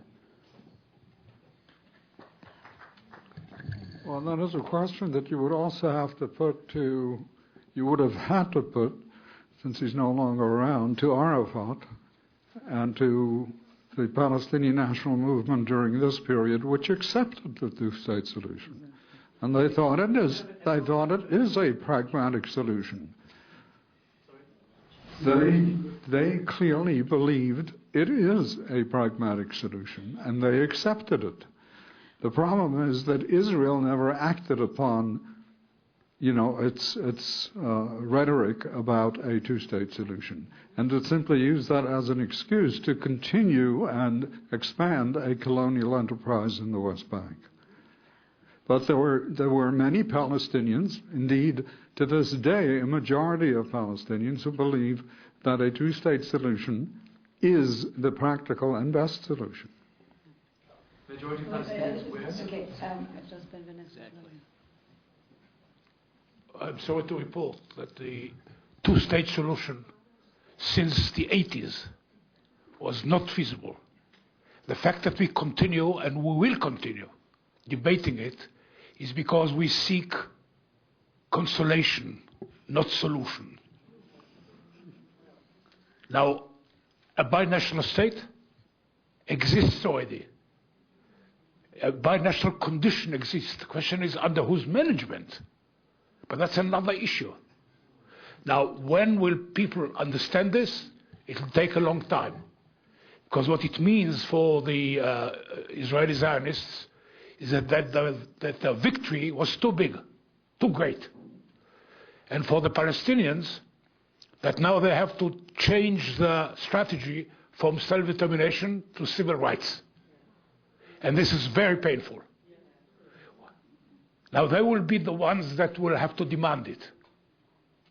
Because it's obvious that the Palestinians will have to decide, if you don't want to give us a state, then we want one man, one vote.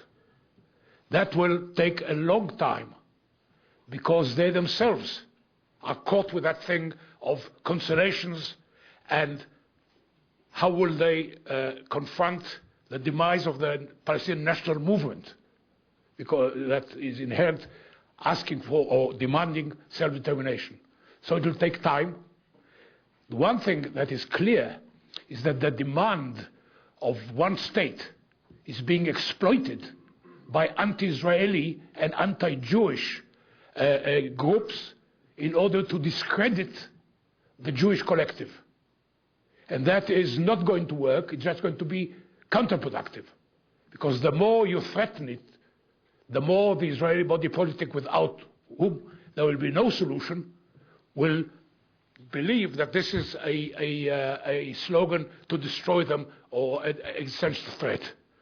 So what I'm saying is that don't hold your breath.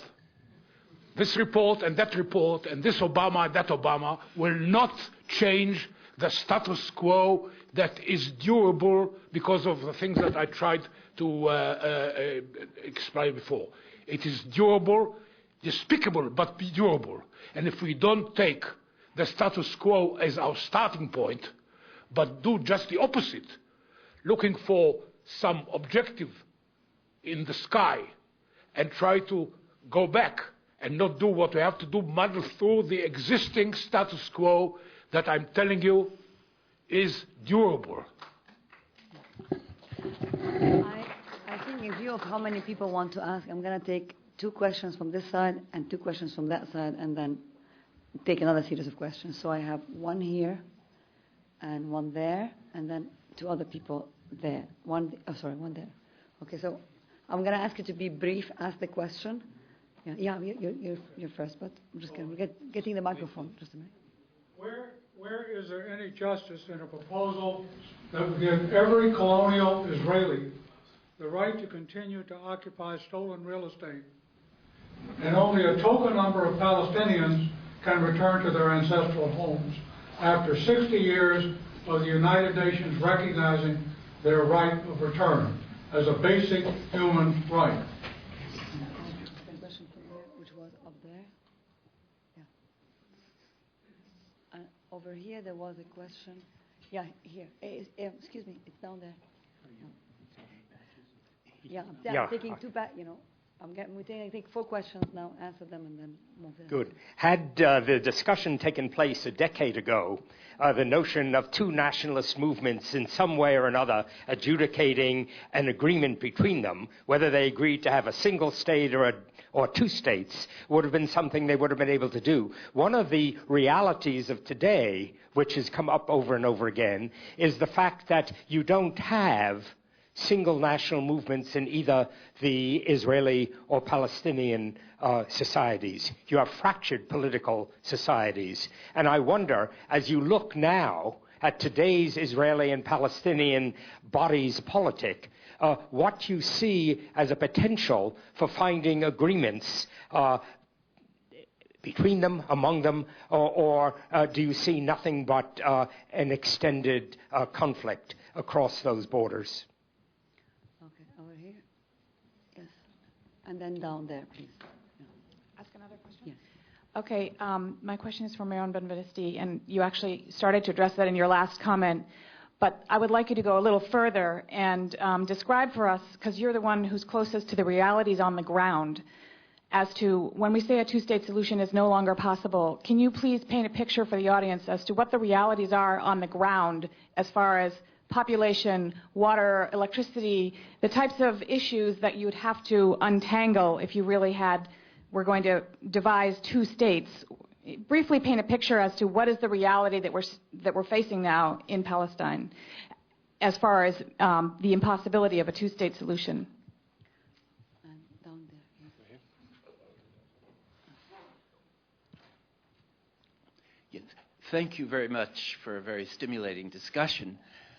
I have 2 kind of interrelated questions. It seems to me there's a problematic premise in Henry Sigmund's portrayal of the United States suddenly restoring the balance in the relationship by compensating for Israel's greater power, when all along its role has been to accentuate the disparity and make it even more dramatic in the nexus of negotiations. So how could that ever be credible that the United States suddenly had this incredible conversion and was going to restore the balance in such a way as to take account of the Palestinian weakness? And in my view, the only answer to that question was provided by George Bisharat's presentation, and that would be to introduce into the diplomacy respect for international law and the rights of the 2 parties. Because if you look at the rights of the 2 parties, then you do get an outcome that would be much more consistent with something that would appear to be justice, but that would be totally unacceptable to the Israelis. So I see embedded in the proposal one unrealistic premise and a tactic for making it realistic as far as the Palestinians are concerned, but a non-starter if that were to happen with respect to the Israelis. start with Well, I'll start with Everett. The difference between the fragmentation of the Israeli society and the Palestinian society is enormous. The Israeli society is a real tribe. They really believe that only in unity against the whole world they'll survive. Inside there can be many, as you know, problems and schism and so on and so forth. But outside, they believe that this is what makes them the source of their survival. Amongst the Palestinians, being occupied and being fragmented under the fist of the Israelis, what we see is just centrifugal forces, which I am not so sure when will reverse. So that's one answer. Now the question of a Palestinian, of the impracticality of two-state solution. Look, it's very clear. What you have is an integrated system that is already in place for the last 30 years, let's say. Physical, from legal point of view, settlements have destroyed the cohesion of the Palestinian territories, areas, and split the West Bank, as I said before, socially, semi-politically, but the most important thing is spatially, territorially. In no way one can unscramble that egg. So what I'm saying is that, and the processes now are continuing. If you take, for instance, the West Bank is perceived as a unit, after Gaza has been separated and will be separated, in the West Bank, you have almost 60% of the West Bank is called Area C. And Area C is under total control of the Israelis, and the processes there are exactly the same processes as in Galilee. So if the Palestinians want to create, that's why Ehud Olmert and Tzipi Livni, the princes of Likud, are now ready to be the prophets of a Palestinian state, because what they are going to assign Palestinian state is the areas that are so divided and have no cohesion at all. But that's not all. They need to devise a new law of sovereignty, because what they want to limit the sovereignty is to the height of the highest building and to the depth of the lowest grave. The rest is going to be Israeli, air and aquifer and so on. So this is a caricature of a Palestinian state. That's what people still talk about it, because they need the consolation that there is an illusion it is possible. And that's why most Israelis, the whole world, suddenly see a shift in Israel to the left. Suddenly they're all for a Palestinian state. 30 years ago we were for a Palestinian state. It meant something. It meant equality. Now it means just the opposite. It means Bantustanization. So that's why I'm saying that you can play with that thing of two-state solution and write reports and so on. It will never materialize. Now, the other thing that I wanted to speak about, rights and achievable objectives. And think in terms of what is wiser, to insist on demanding rights, or what George Mitchell understood in Northern Ireland. Not the rights are important, but what are achievable political objectives. And you have to work for those. And I suggest that this is a very wise approach to our discussion and to our problem. Thank you. Somebody else would like from the panel to address one of the points? No. Or should I take more questions? I'd just like to say something about Everett's question and about this idea that's emerged in the group here about the binational state and how that's the direction you're going, and maybe that's the direction you should go.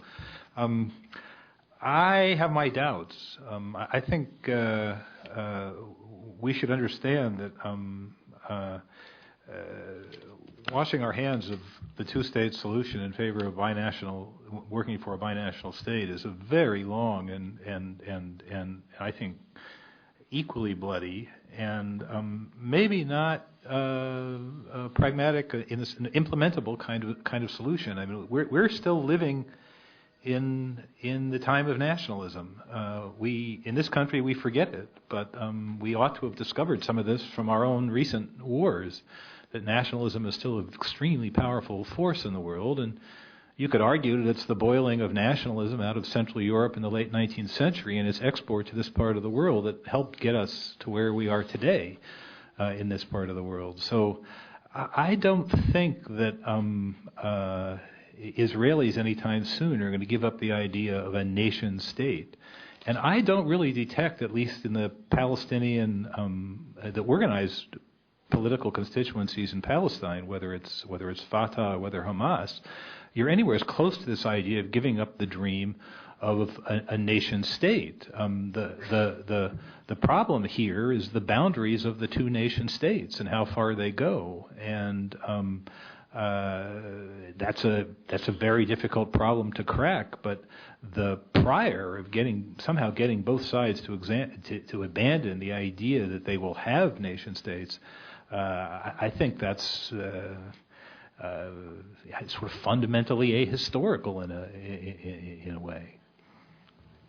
Okay, shall I take another round of question? Okay, you want to go ahead? Yeah, I just, maybe it's because of my training as an anthropologist, not as a political scientist, that I don't look only at what political parties and officials say. But it is important to note that in 2005, on the one-year anniversary of the International Court of Justice judgment finding Israel's wall illegal, 170 Palestinian civil society organizations called for boycotts, divestment, and sanctions against Israel because of its defiance of international law. And those 170, and then the number actually grew subsequently, those 170 groups represented every Palestinian community throughout the world, from the diaspora to the Palestinian citizens of Israel and to the people in the occupied territories. And their demands were an end to military occupation, equality for Palestinian citizens of Israel, and recognition and implementation of the right of return. So if we only look at the official level, then I agree that there's fragmentation and only fragmentation. But if you look at this level of popular grassroots organizing, then there's a slightly different picture, and it is one of unity and determination. And in fact, this effort has taken a quantum leap forward in the aftermath and as a partial reaction to the Gaza invasion. So, I think that fragmentation can percolate up eventually to the official level, and when it begins to show results and when it begins to establish hope and credibility. So I don't think that the fragmentation is necessarily permanent. We're going to take a last round of questions over there. Thank you. My good fan. My one fan. Thank you. Okay, no, I wanted that was there, but she's been waiting. Okay, go ahead. But a quick question. A quick question, actually, to both Barry and Henry. Even though all I wanted before was to just tell Meron to please say what he has to say, because I think that is the answer to the questions, all the questions that have been going on around here, which is just look at the ground. But back to Barry and Henry, I wonder, as Americans, when you insist on nationalism, Barry, or Henry, when you talk about a Jewish democratic state, and given Gabi's presentation this morning about this being a colonial project, not just two different nations on the same piece of land, but a colonial project with its history, how do you then look at this insistence on a democratic Jewish state a priori? How can you understand that concept of democratic given the 1.2 million Palestinians inside the old state of Israel? what kind of democracy can that possibly be when you decide a priori according to demographic criteria that you're going to keep it democratic? Over here. You're next. Yeah, she's next. I'm going to do the last round of questions. And then over there, one question. So all of you talked a little bit about U.S. involvement and the necessity that both for actual progress on this issue as well as the restoration of credibility and respect for international law that the U.S. would need to get involved. But you also have said that despite this reality, the U.S. administration has many other priorities right now, and this maybe doesn't include this, but as Barry said, everything is connected in Afghanistan and Pakistan and Syria, and this issue is connected. And so basically I'm just hearing, throughout this panel, I've been hearing this contradiction of that the only way we can make progress on this is through strong U.S. kind of intervention or action, but at the same time that that's in our best interest for both credibility and security, but that at least this current president and maybe future presidents are not going to waste their political capital on this issue. So basically my question is, can you speak, each of you have touched on this, but can you speak a little bit more about, is this just going to end in a contradiction that you have both sides and you want to do both and you can't do, either? Or where do you see this farther in U.S. administration? Over there. I actually just have a comment which may lead to or may be picked up as a question, but I think that I'd like to return to Marone's point about asking questions and not giving answers, because I think the debate in the panel and between the audience and the panel just reflects the intractability of trying to think about solving this problem with one state, two state, this state, that state, the colonial state, blah, blah, blah. And I think that just to get to Barry's point about ahistoricity, we are suffering there's a lack of imagination, and we're suffering from the weight of categories of sovereignty and how we used to think about generating justice, democracy, rights, all the important things that we think will come with certain state forms, and that we really need to think about sovereignty in different ways. And not think that the answer is in either the one state or the two state or the binational. We are constrained by the language of states, and I think it is important to just separate ourselves from the past of nationalism.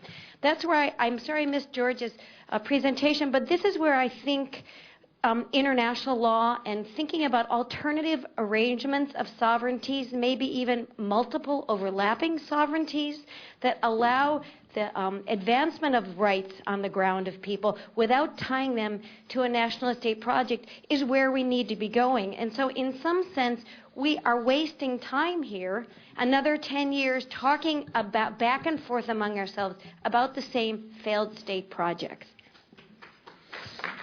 I'm going to ask the panel, each one of them, to give responses to.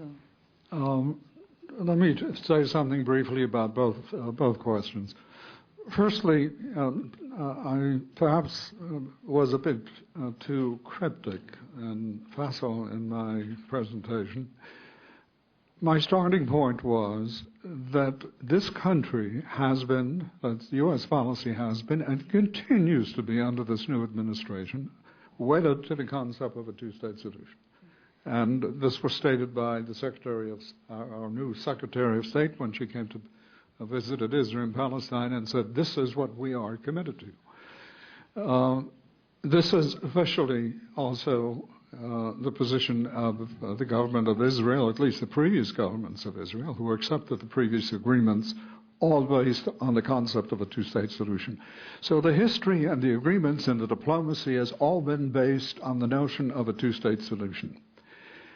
My point was to say that if this idea is still feasible, and I'm not sure it is, because I pointed out to the fact that there weren't even the center-left government was not able to remove a single outpost, much less a settlement.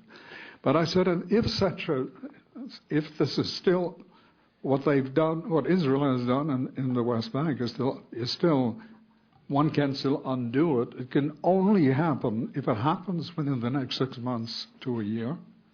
because this process of expansion continues. And if an American president says, enough, we're going to sanction both sides, that is the only way that will happen. I did not suggest to you, and I thought that it was quite clear, certainly from everything I've written in the past, but even from what I've said here, that I thought this highly unlikely. Is it in theory possible? Yes. There are some people who are pushing this idea, including these folks here who've made this presentation to the president. But they're saying to him, if you're serious about two-state solution, this is what you've got to do. Will he do it? I will admit to you, I have no inside information that gives me any hope, any expectation that the president will do this. So that's one point. My point, so therefore, was a somewhat theoretical point, that if it's to happen, and I don't believe it will, because things have gone much too far in the colonial settler enterprise, but if it's to happen, that's the only way it can happen. I have seen no evidence that he has put people or policies in place, or that he has expressed personal point of view that would give any basis for this kind of optimism that he will undertake this kind of confrontation with Israel's leaders and with his own Congress. Whether, if he decided to do it, he could get away with it is another theoretical issue. I think he could, but I don't believe for a moment he's about to do it, even though there are some impressive people who are pushing him to do that. Now, on this issue of can there be a Jewish state that is a democratic state, I fully agree with you that that is an oxymoron, that you cannot seek to preserve the religious character of a state by controlling demography and saying that we are a democratic state. I have argued that even before that issue is confronted, that is, even while Israel has a majority of Jews in the state, Israel cannot be described as the only democracy in the Middle East, not because there is another democracy, because no country that keeps millions of people, no matter whether they're more than their own population or less, that keeps millions of people under occupation and denies them all rights, human rights, legal rights, civil rights, can be described as a democracy. That's an absurdity. So the notion that it is even today a democracy, it may be for its own population, and particularly for its own Jewish population, but that is not our definition of a democracy for any country in the world. Barry?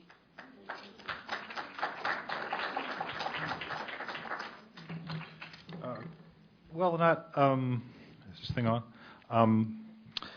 I think the world is full of imperfect democracies, with minorities who are don't have full rights, and those democracies struggle with that every day. The United States is one, which we have a pretty violent and difficult past, and we continue to struggle, and some progress has been made, and much progress remains to be made. The same is true all over Europe. So I think Israel as a Jewish state can be a democracy. It just can't be a perfect one, and it certainly won't be a finished project. And there will be other struggles left for people to deal with in other decades. So I mean that's sort of the way I would imagine this working itself out. The question was raised here about sort of the pessimism of the panel. So here we are, sort of pessimistic when we look at all the other things that the United States has to do, and we haven't even talked about the economy, which is I wouldn't even use the term. This is a further distraction for President Obama. The Middle East is a distraction for President Obama. The economy is, I think more important. But that said, if you look at the cast of characters, I mean, take Lee Hamilton, who's with your group. I mean, Lee Hamilton was on the Hamilton-Baker Commission. If you go back and look at the Hamilton-Baker Commission on Iraq, those guys were arguing then that to make progress in Iraq and on other issues in that part of the world, the Americans somehow had to show some leg on the Palestinian-Israeli conflict. So I think in the minds of many of these policymakers, there are practical connections in their minds. So I think the question here is not nothing or something. The question is how much, and whether or not we will come to some moment of truth where we sit down with a sheet of paper and say, this is our model of the deal, and those who sign up to it are our friends, and those who don't are going to take a licking. I don't think it will ever be. I don't think in the near term it could become as harsh as that.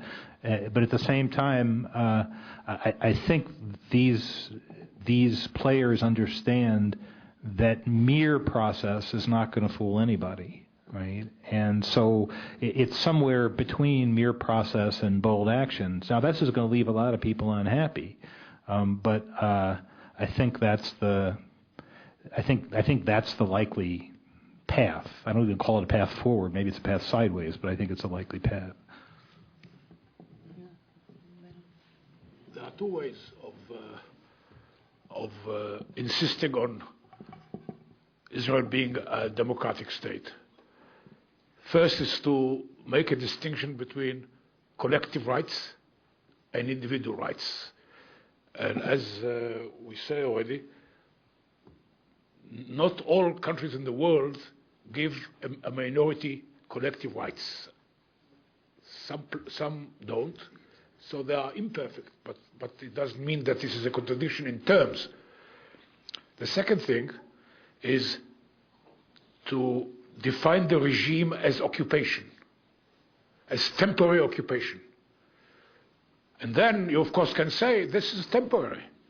So we can go on forever denying collective and individual rights to a huge minority, maybe a majority, and still feel with the assent of the whole world. Because the entire world would like us not to give up that perception of occupation. The whole world, everybody, even Palestinians, they would like us to maintain that charade that what's happening in the West Bank and Gaza is occupation, which allows the Israelis to feel and to act and to state that they are a democracy. True, a belligerent occupation of another territory, but themselves, why not? So one has to think about his own way to evade the issues. With Diane, I agree. I absolutely agree that the whole debate is now irrelevant. We have to think about new ways to define sovereignty.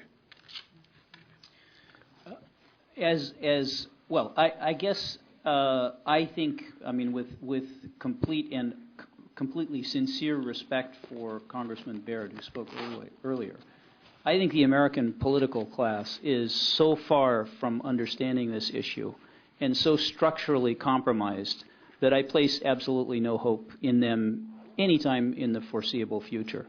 That does not mean, on the other hand, that progress in this country is impossible. It means that, like the Palestinian situation, it may have to come from civil society and from citizens. And in that, I place a great deal of hope. I have a great deal of sympathy for the suggestion of the need to rethink sovereignty. I do think it would be challenging to be a non-state in the community of nations. So honestly, I think we're stuck with sovereignty and the state system until everybody else gives it up too. You can't really be a non-state.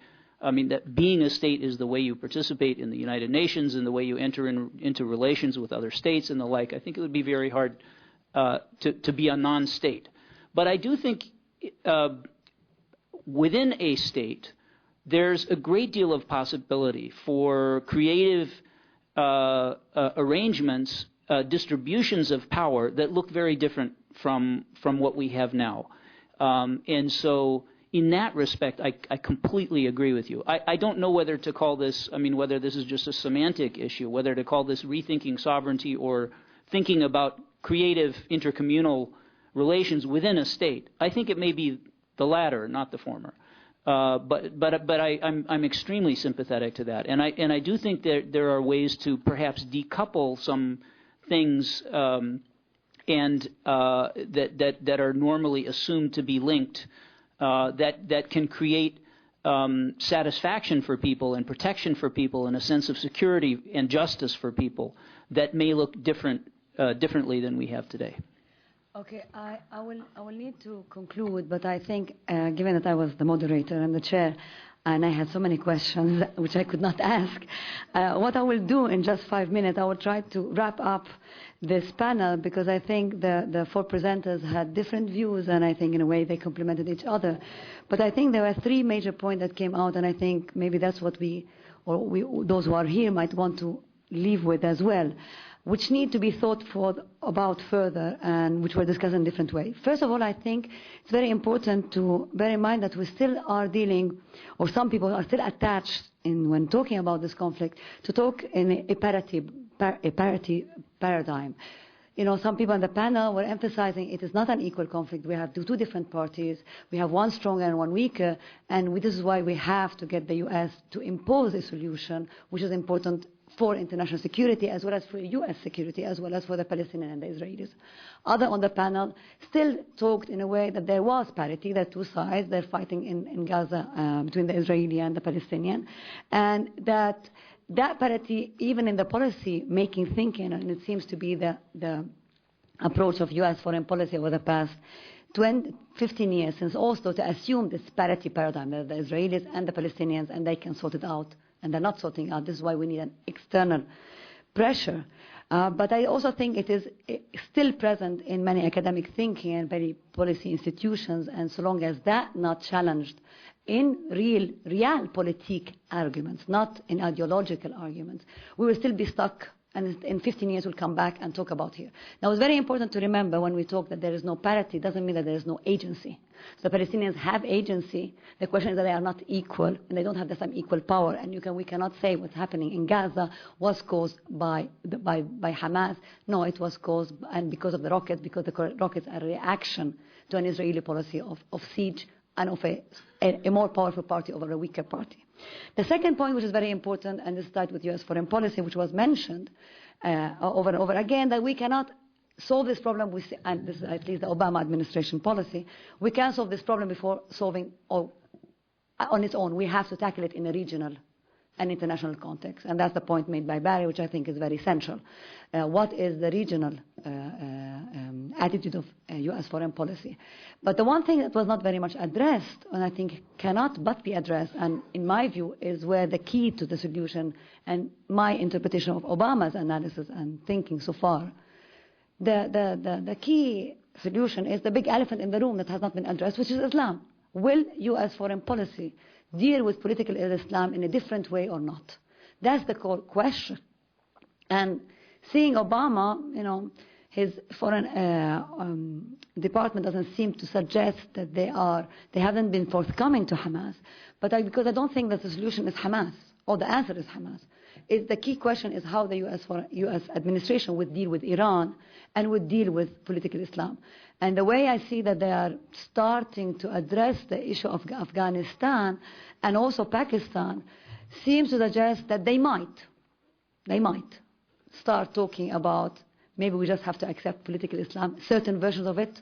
Because once you start saying, once you bring in back Iran into the picture, then you will be able to talk with Hamas. I think that's an element which was not very much addressed here because of limited time, but I think is a key element in our analysis over the next year to see how Obama will address the situation. If Obama will address the Iran question in an intelligent way, many things are going to change in the region. If he chooses not to because it's too much a big battle and he has other more important things, I think it won't. And personally, as a Palestinian, I think it makes perfect sense for Obama not to try to tackle this problem now because the facts on the ground are just too weak. And it's a political suicide. Why venture when there is still not real political pressure, either on the Israeli side, nor on the Palestinian side, or the Arab side, or the regional side, that push for that. This, which again makes me think that Iran is an important thing. And the third question is the issue of sovereignty, which was nicely talked about. And I think George provided a very interesting answer. Yeah, we can call it sovereignty, we can call it different community living together, but bringing it back again to realpolitik, we have to remember that 20 years ago, nobody talked about the Palestinian state. Nobody thought that the Palestinians were not even on the map politically. And the way they got on the map politically is by proving themselves that they are here to exist. And it would be just amazing with all the attacks that are now going on with Hamas. It was the same language that was used against Fatah, against the PLO, up until 1992. So things can shift because the question is who on the ground can prove themselves that they are here to stay and how much it will cost U.S. administration and the Israelis to deal with them or not. That there is a role for the U.S., it's clear that there is a central role to the U.S. We're still going to wait and see what will that role be, but no, let's not forget that politics is a continuous process of engaging and proving, and it's an unequal game, and the question is who's going to be visionary to see, do we want to just opt for the quick sort solution or opt for the status quo that can explode in the next administration, or try to tackle it slowly but with the right addresses and not just camouflage the problem. So we'll leave it at that. I think it was a very good panel. Thank you very much for being here.